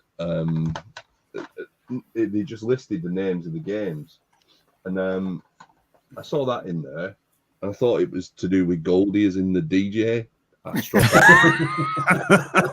This is interesting. This must be a. I got a cheap bundle off of eBay, not knowing what's going to show up, and yeah. That must be the most random pickup ever. That. Right, what's Eddie got here? Classic. Dalmatians. Yeah, that's Dalmatians too. That's Dalmatians too. They made a sequel. No, they didn't make a sequel. They just renamed it to Dalmatians 3. It's the same game. It's just turned into a third game. Honestly, it's the same. Eddie, show us what you're going to put on screen. There we go. So to stop the copyright laws of that, we've actually called it political correctness. Clever boys. Snow White and the vertically challenged little boys. Yeah. I mean, look at that witch, though. Look at that. I mean, that is something of your nightmares. That, look at it. I don't know. Snow White. I mean, Snow White is yeah. I've had worse, to be fair. So yeah, hopefully people haven't eaten a lot of cheese before they get to bed tonight before watching that. I don't like how Snow White's ogling that apple either. She looks pretty. I think Rachel's just summed that up pretty well there. There we go. Jesus Christ can't save you from that game. Yeah. Trevor's mentioned the Tarzan games. I remember there's a platform-based Tarzan game. I'm pretty sure there's like a freestyle. Let's say skating game. It's not the same thing, but I know that one. PS1 title, wasn't it? Yeah, I think it might have gone platinum, that one as well, I think. James says, I quite like Mickey Speedway USA on the N64, prefer that and Diddy Kong over Mario Kart. I take that back. It looks like there's a Sega Tetris game on the Dreamcast, but it wasn't Disney themed. And Keith says, at least it's not Miss Hands and her 5 lovely daughters. Well, talking about Disney strange puzzle games, there's one on the DS called Metrios or something. Disney Metrios, which is another sort of like Tetris style wannabe, but not actually Tetris. They just like it has like some different mechanic that makes it a little bit different than Tetris. But yeah, like supposedly that's actually really good, and it's quite cheap as well, £2-3. Joe Gaming Girly C. Good evening, Joe. Hope you're okay. Nice to see you in. Joe. I'm trying to pull off the shelf probably one of the better Disney games on the original Xbox, but I don't know where to put it, to be fair. Oogie Boogie's Revenge, Nightmare Before Christmas. It's a really good game. Fun game to play. But then again, do you count Nightmare Before Christmas as a Disney film? Because technically it was made outside of Disney, and then Disney eventually bought the IP effectively, like they did with everything else. Was it Touchstone Pictures? I can't remember. It is a Disney picture, but Tim Burton was an animator for Disney, and they fired him because they said he wasn't very good. And then he developed the characters for Nightmare Before Christmas, and Disney bought him back from wherever he was working at the time. They just bought the company out that he was working for just to get Nightmare Before Christmas. So I think Touchstone was an offshoot of Disney. I'm pretty sure of it. Oh, really? I'm not 100% sure, but yeah, there was definite kind of, I wouldn't say hatred, but there was no love lost between Tim Burton and Disney at the time. Obviously, they've kissed and made up, and he's made however many films for them, but none of them any good. Russ, like most places are like an offshoot of Disney these days, anyway, aren't they? So they're pretty much buying up everyone. Well, that's right. They own Warner Brothers, don't they? Warner Brothers Interactive. They own the games, which is why most of them are backwards compatible on the Xbox. They've even made enough of this podcast as well, but we turn them in. Okay, we talked about a lot of Disney games. Any ones that we haven't mentioned that anybody wants to bring up? Well, let's go an offshoot here. How about for the end of the segment, let's go Saturday morning cartoons, like non-Disney. There were some fantastic non-Disney ones as well. Animaniacs for the Super Nintendo. Oh my goodness. Oh, well, great fantastic game. Like you played all three of, and in fact, I didn't realize this until later on. Like it was on the Mega Drive as well. Totally different game. Again, very different. That one plays a bit more like what's it called, the Lost Vikings, where you like there's three of you and you've all got a different ability that you need to use to like puzzle platform to get further.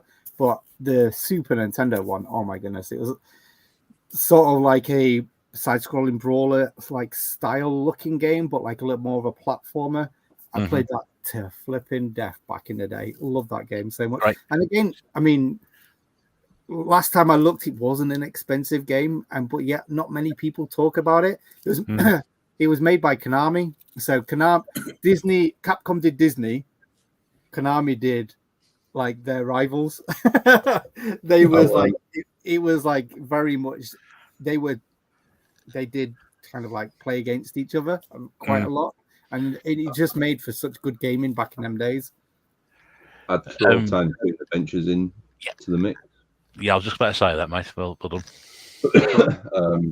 So there's I can't remember. There's one of them that I remember playing, and it's like an American football level where you play. It's a Busters Bust Loose.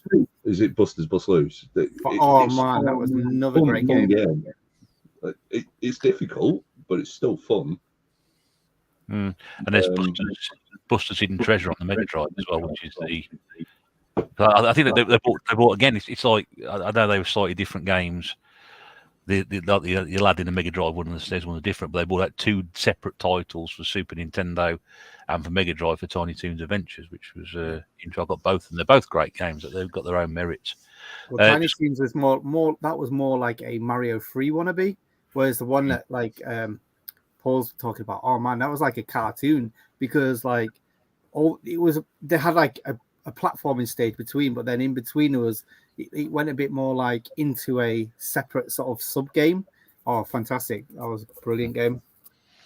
Let's cut the comments quickly. We'll come back to that. Donald Duck Quack Attack, which I remember playing.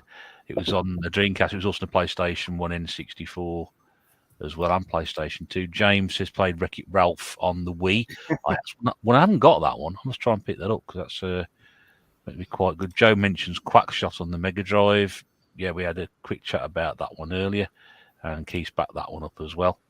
Liam's mentioned Turtles in Time, which we'll get to Turtles in a second. Talk about the titles. There's also a game I got on the PlayStation 1 Tiny Toons Adventures, which is something called Toonenstein, which is it's like watching a cartoon, but it's so shallow and terrible to play. It's a horrible game. Which is really disappointing because I was looking forward to playing that. I was going to do it for PlayStation 1 week, and I played for about half an hour, 40 minutes, and there was just nothing there. I was like, it's just not worth filming this. It's absolutely terrible. Yeah, it's Tiny Toon Adventures, Animaniacs, and Pinky and the Brain all came from that one Warner Brothers Studios. I can't remember which one Pinky and the Brain were part of. I think they were part of Animaniacs. There was, yeah. Animaniacs was the different skits, wasn't it? And was there actually a Pinky in the Brain? Oh no, there was. It was Pinky in the Brain for the Game Boy Advance. Yeah, I think that's the only Pinky in the Brain true game, wasn't it, on the GBA? I'm not sure. Animaniacs was Warner Brothers, John, not Disney. Because that's quite. They Warner Brothers. Talk about the Looney Tunes games. I mean, there was Looney Tunes Space Race. I mean, you've got a game, yeah. You've got Tom and Jerry as well, Russ. That one game that you can't get rid of. Yeah, no, talk about bloody Tom and Jerry on the Master System. I can't give it away. You know, nobody wants it. I think everybody's got it, but it's everyone's exactly the same thing. It's a terrible game, but yeah, I mean, you can talk about Tom. I mean, there's Fist of Fury or Fist of Fury, I think it's called, the PlayStation 1, and there's another one on the PlayStation 2, and they're all equally as bad as each other. Oh no, sorry, it's a Mousetrap on the PlayStation 1. I think it's Fist of Fury on PlayStation. Anyway, they're terrible Tom and Jerry games. Actually, there's an Xbox game that I really want to get. I don't know if you've got it yet, Paul, called Loons. Oh yes, that's one I really want to get because it looks fantastic. It's sort of like a Smash Brothers, not clone, but like sort of like all-in-one brawler with all these sort of Looney Tunes characters in it. Ian will appreciate this. The cover art is really, really good on it as well. Yeah, It's a black cover, then you just see little snippets of the Looney Tunes. Yeah. I don't actually have it yet, Eddie. I've been concentrating on the backwards compatible stuff. I didn't see it when we were out either. So, but if I'd have seen it when we were out, I'd have picked it up. So definitely. Keep playing your Tiny Toons Adventures, but Treasure. Last year there was a brutal special where Elmira chases you. No, I actually tried playing it recently, and that bit I couldn't get past because you'd hit a wall and you'd stop and she'd kiss you, and then you'd die. Liam says, Earthworm Jim, was it a cartoon before a game? I think it was the other way around. I think it was a game based and then turned a cartoon. That's an underrated cartoon, that as well. Like, that was a really good cartoon. People don't really talk about it that much. Channel 4, wasn't it? Showed it on the morning stints. No one ever cared about Mickey Mouse in Sweden. Donald Duck is still the biggest character and comic around here. I quite enjoyed the Tasmania game. For the Mega Drive, that was quite good. Yeah, I was just about to mention that. If you go back and play it now, it's a bit slow and ponderous now. But I remember at the time it was everybody's raving about it because the cartoon was great. I used to love the cartoon as well. A really good cartoon because they really got their act together in the early 90s with the advent of Disney doing straight to television animation, like the Gummy Bears and Chip and Dale and Ducktales, and then you had Warner Brothers doing Animaniacs and Tasmania and I can't remember. So, have you ever played the Tasmania SNES game? I've only played the Mega Drive one. That is an insane game. It's like sort of like an outrun style game where you like running along the road and you've got then you use your spin attack to go faster. Oh, cool. It's such a weird game. It really is. It reminds me of one of those. Reminds me of one of those Crash Bandicoot levels where you're running forward. Yeah. I think that may be where Crash Bandicoot pulled that idea from. Maybe. Taz came from the Animaniacs, I'm pretty sure, because I think the last when they run through all of the. Oh no! I'm thinking of the theme song from the Tasmania cartoon because they talk about all the different. Come to Tasmania. Come to Tasmania. The Bob and his mother or whatever, and then don't forget Taz.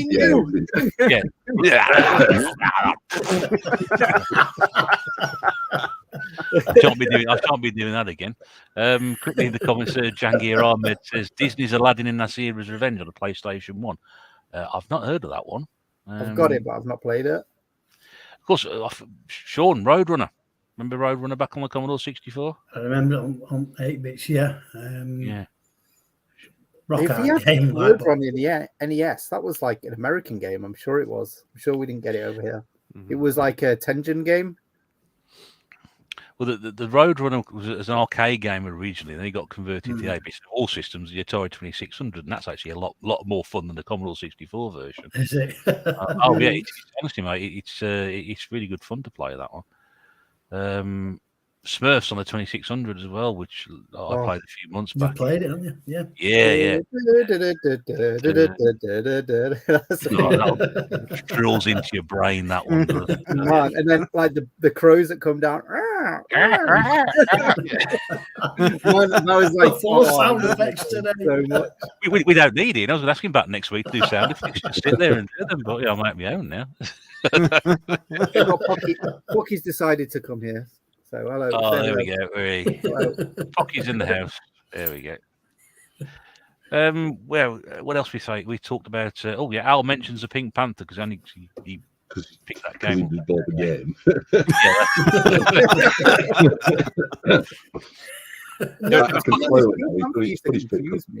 I never realized it was films before a cartoon. Yeah, I saw the cartoon first. Peter Sellers, they're great films. Good films. I love them. My favourite. It was always the credits for the Pink Panther films because it's just a diamond. There's nothing. There's no Pink Panthers. Pink Panther. I think it was always regarded as the credits were funnier than what followed, but I don't agree with that. I like Peter Sellers. I think he's a great comedy actor, probably very underrated comedy actor. There was a couple of. But that's another podcast. Another podcast, isn't it? Yeah. There were a couple of games on the Master System. One of Liam's mentioned here, which is Cheese Catastrophe, which was, I think, Speedy Gonzales. There was also a roadrunner game called Desert Speed Trap, and I hate both of them. I think they're absolutely uncontrollable. But I think with Cheese Catastrophe, I think that's quite an expensive game. Did you not review a roadrunner game? Bear, you did when I was going through your videos, and you mentioned that it was like trying to control him on ice. It was very difficult to control roadrunner. That was Desert Speed Trap. It's not a good game, and there's one on the SNES as well, which is beautiful to look at, but it's the most confusing game in terms of where you got to jump platform wise. And again, Roadrunners it's like massive sprites in it. I mean, it's fantastic to look at for the time, but they're just too big. There's a massive hit area. It's just physically impossible to go around. I really did not like those games at all. Did Space Jam not have a game? Yes. Was there a Space on the PS1? On the PS1, yeah. On Saturn as well. I don't think, to be honest, I've not played it recently. It was one I played as a kid, and I was proper into Space Jam, like big time. Looney Tunes was awesome. Tiny Toons. I came up with the Tiny Toons, loved the Looney Tunes, everything. And then I was also big into basketball. I used to stay up until like 2 o'clock in the morning to watch the basketball on Channel 4. And to school the next day, like absolutely knackered. I was one of them kids. So when Space Jam came out, I was like, oh man, I was proper big into it. Had like all your worlds collided, Eddie, and one amazing media format, basketball and Tiny Toons, and amazing. I loved it as well. I love the film. Have you seen the new film? I've seen the new one. Yeah, my kids love it, and I kind of think it's all right. But I do prefer the original. I'm scared to watch it because I'm very like, it's just not going to live up to my expectations. It's not as good, but there are some references. There's some references to the original. It's quite funny. Have you played the Xbox One Space Jam Legacy Brawler?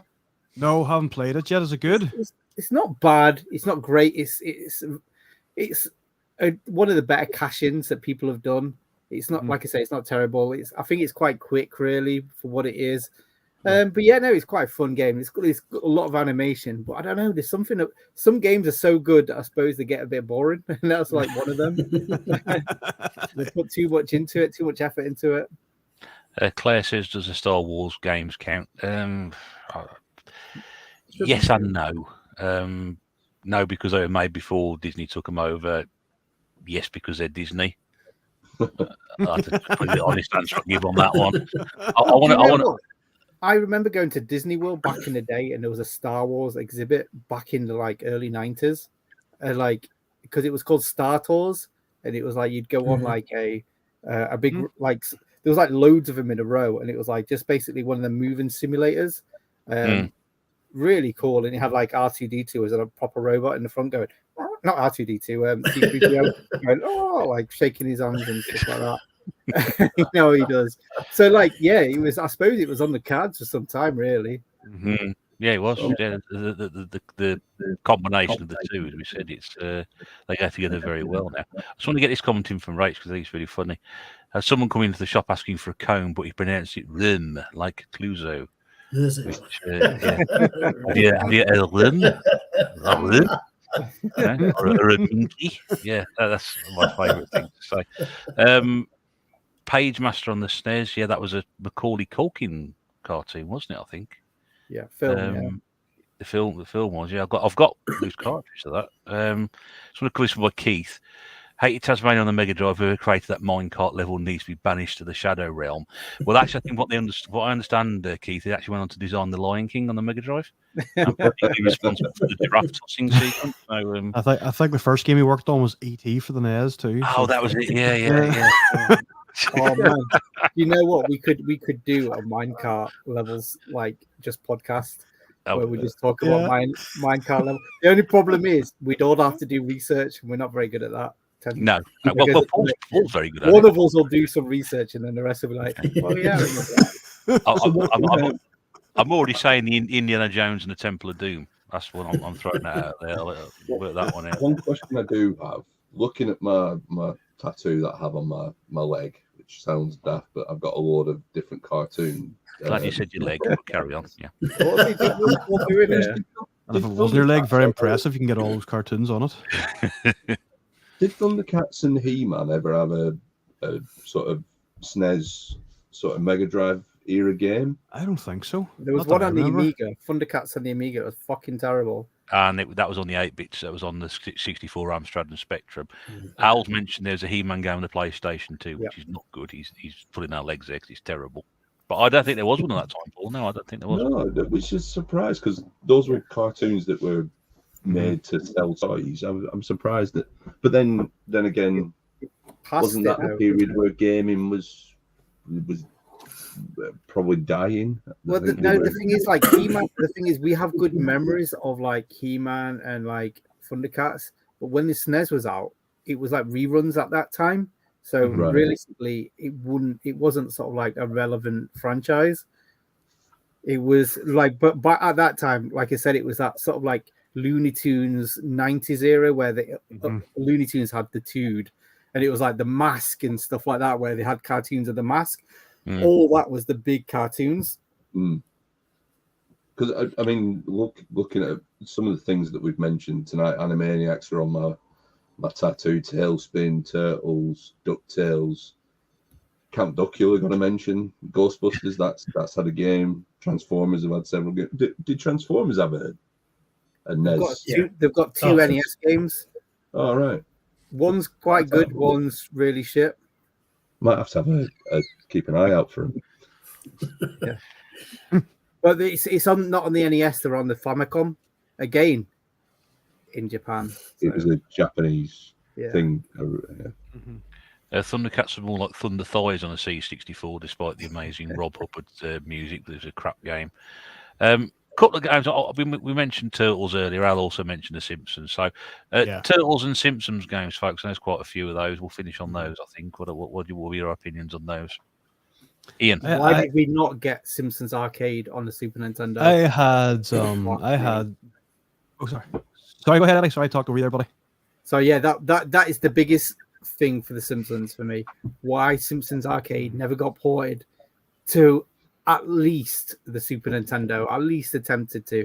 They did the Turtles and it was flipping fantastic. How that they could have done it. I don't know why they didn't.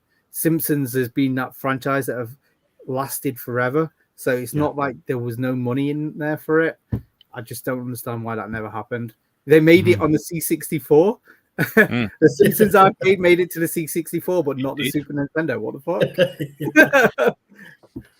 I absolutely loved that arcade game. It was absolutely amazing, and you could play any of the characters, and it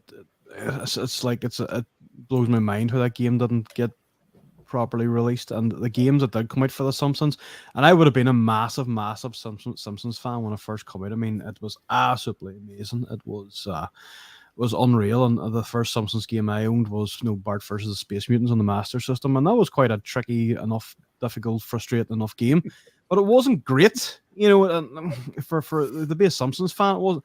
And then I played Bart's Nightmare, and that was pretty poo as well, to be fair. I didn't really enjoy that either. And I always found myself when he went into the essays and it went, whoa, that's like ingrained to my memory because you always do that.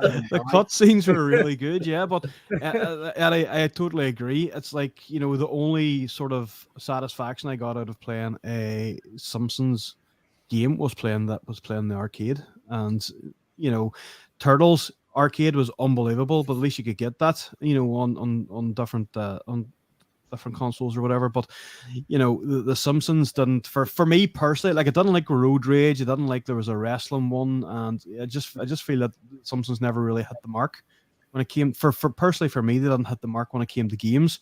But other than the arcade game, which was absolutely amazing, there was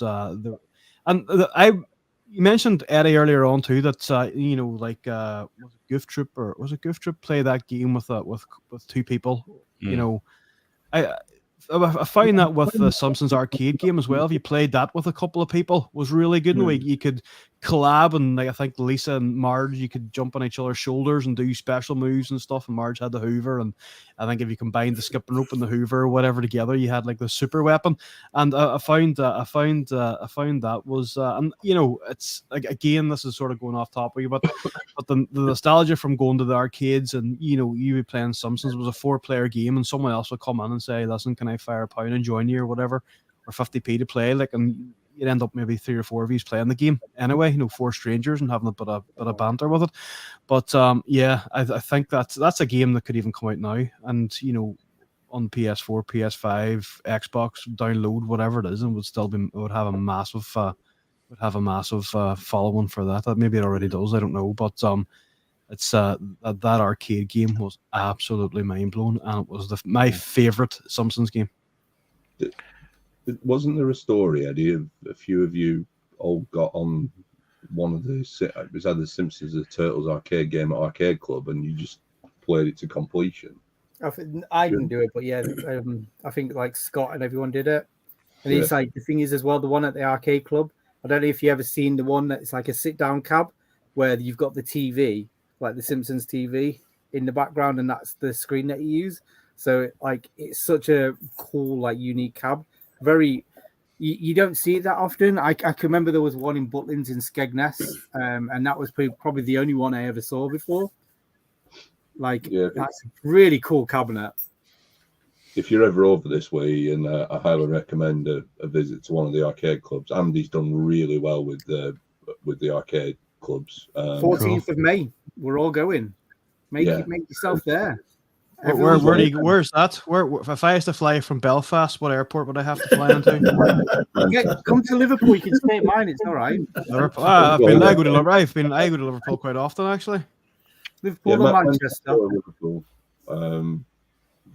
Manchester's the closest airport, but it's the worst one to fly into.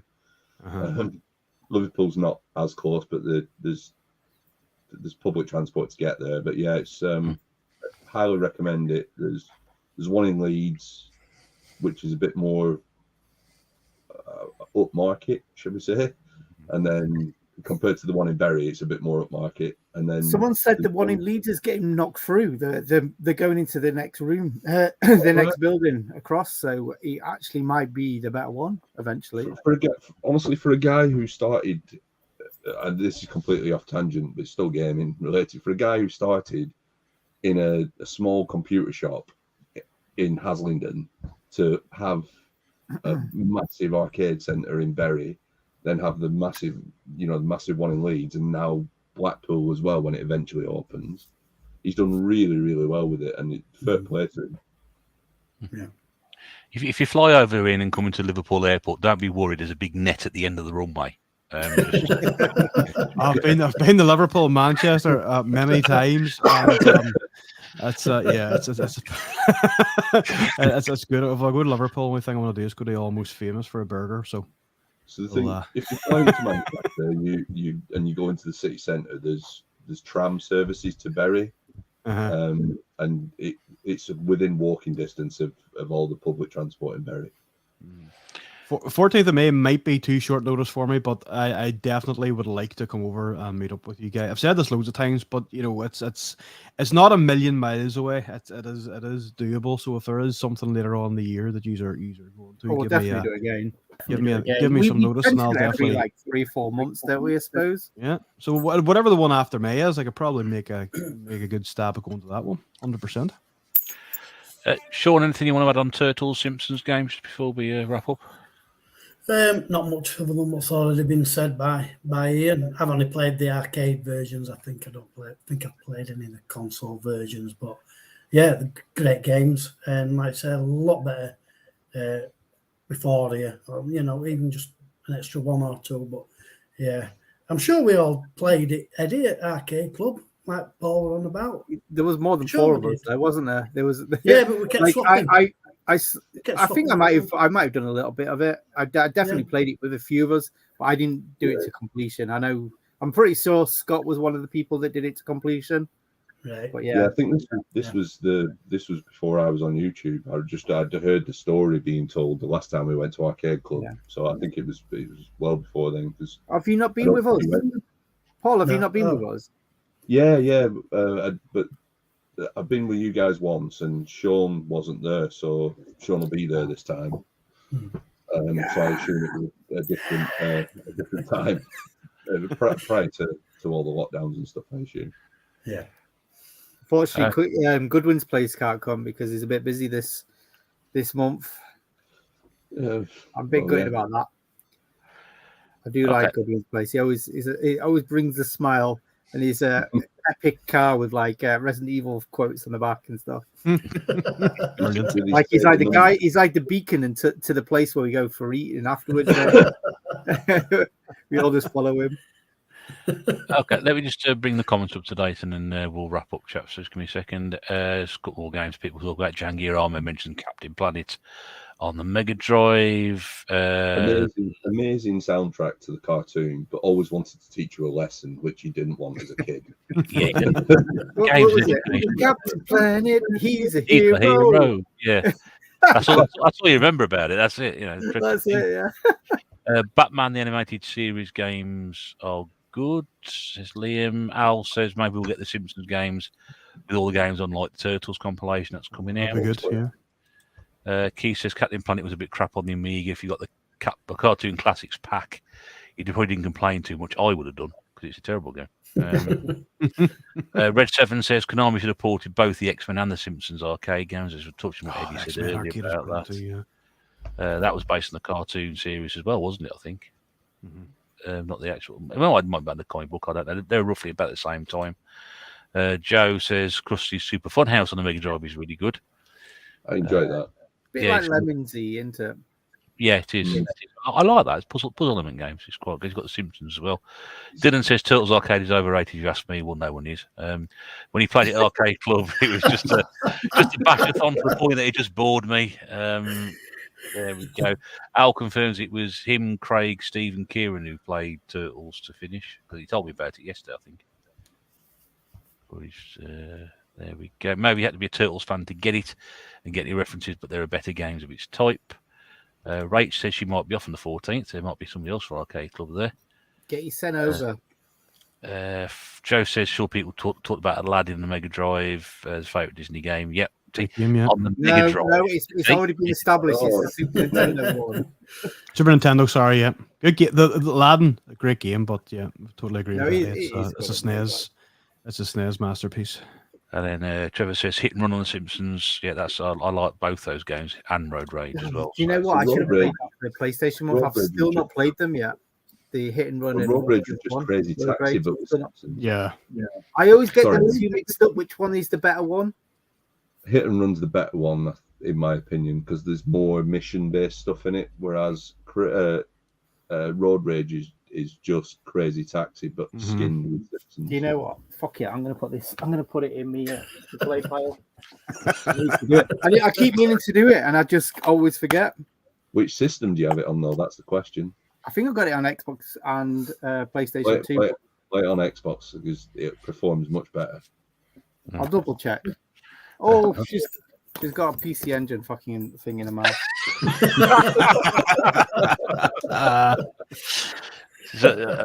Another one for the Aladdin on the Mega Drive, although there's also a slight nod to them, the SNES version there as well.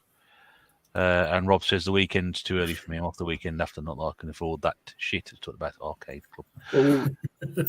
And Al's mentioned the South Park games are great. They are really good. They are. I don't know. The RPG Stick of Truth one's quite good. The newer ones are good. The two new ones, but things the like first one was awful. Great. Yeah. The original. The Turkish one where like every enemy's a turkey. Yeah. What was was it the first one? Was like first person. Yeah. You had to like pee on the snowballs and stuff. Well, you only had like the only enemy was a turkey. That's all that you could play against. all you heard was all the time. Just that constant noise. I'm hoping it's it was like Quake, but with South Park. Kieran's here, Retro Reclaimer. Hi, Kieran. Hope you're well. Nice to see you. It's like the Candyman. You just say his name 3 times. Yeah, nice, isn't it? Yeah. It's turned up right at the end as well. Yeah, well, anyway, that's fine. Guys, we'll call that quits. We've just gone past the 2 hours, and I'd appreciate people want to enjoy their bank holidays and whatever. So, some people do have to work tomorrow as well. So, yeah, thank you very much indeed for coming on this evening. Thanks very much to our special guest Ian from the RGB podcast and his sound effects machine, which has been hugely appreciated tonight. Hey, hang on. I can resist. And also a massive thanks to Paul as well. I threw it on him a bit late yesterday, but thank you very much, Paul, for coming on and giving your thoughts and opinion on the Lion King. It's been good to do that. But my thoughts and opinions could have been more colourful, Russ. But yeah, it's been an honour being on. Honestly, it's one of the things I've wanted to tick off since joining this YouTube stuff. So, and now I've been on the tNb podcast. I know. Yes, getting your stripes, isn't it, really? Big thanks to Sean and Eddie, as always, for giving up their time and coming on as well. Thanks for having me on, and thanks for not banning me yet. That's great. Ian, just very, very quickly, you've got a new episode out of the podcast. If people miss a start, could you just tell them when that's due out next, please? Yes, a new episode of the podcast will be available tomorrow on Spotify and on YouTube. And I have recording another one this week with a YouTuber from Germany called Helen. She has a horror channel called Helensky, and she's over 100 videos, and they're all brilliant. And she's only 56 subscribers, and it's criminal. And I'm hoping that maybe if some of you guys are listening, you may pop over and check out her stuff, because she really, really is a great tuber. And I can imagine once she starts hitting the ground running, she'll go and do bigger and better things. But I'm going to be chatting to Helen this week, and that'll come out then the following week. But for this week, the podcast is with the Retro Bear and Paul from Retro Bait, and we are talking about the 8-bit resurgence. So that is a great episode, and we are available tomorrow on YouTube and Spotify. So please check it out if you have a spare couple of hours. I love hearing about the NES, so I'll be there. You'll be disappointed. Disappointed. I think we talked about it briefly. I think it's more micros, isn't it, Ian? I think that's what we're talking about. That is, and Bear's doing a stream this week. I think it is a wrestling stream about the superpowers. And this is what this podcast was like, Eddie. This was like the Bear and Retro Bait coming. This is like the superpowers of 8-bit coming together and having a massive discussion. It was like Putin and Boris Johnson coming together in one room to chat. It was great. It was very interesting. Like I've learned a lot. We talk about homebrew, and we talk about the Amiga 500, and we talk about the nostalgia for the games and stuff. But in the future, I do not too distant future. I do have hopefully have Eddie and a few other people on. I know Paul's coming on very shortly. And we are going to be thrashing it out with PlayStation and Nintendo, so that's going to be interesting. But there's so much more that I need to discuss, and the only people that can really do that are the great people of the gaming community. So hopefully we'll have Eddie and that on, and Sean. There's bound to be a Call of Duty discussion that we can have, because as much as these people don't like it, there's a massive audience for it, so we can capitalize on that. But the latest episode will be out tomorrow, so do check that out if you're into your podcast, because it's quite interesting. It's all about banter. We have a bit of fun on it. Sean needs an 8-bit versus PlayStation 2 episode. Yeah. Mm-hmm. Yeah. There you go. So Sean and Eddie will be coming on about 8-bit versus PlayStation episode. I think this might be the link to Helensky. There we go. Yep, Roger's going to Helensky's channel if anybody hasn't seen it. New one on me, so I will be going across and having a look at that one as well. So I'll be very interested to hear how that podcast comes out as well, and it'll be nice to hear that one.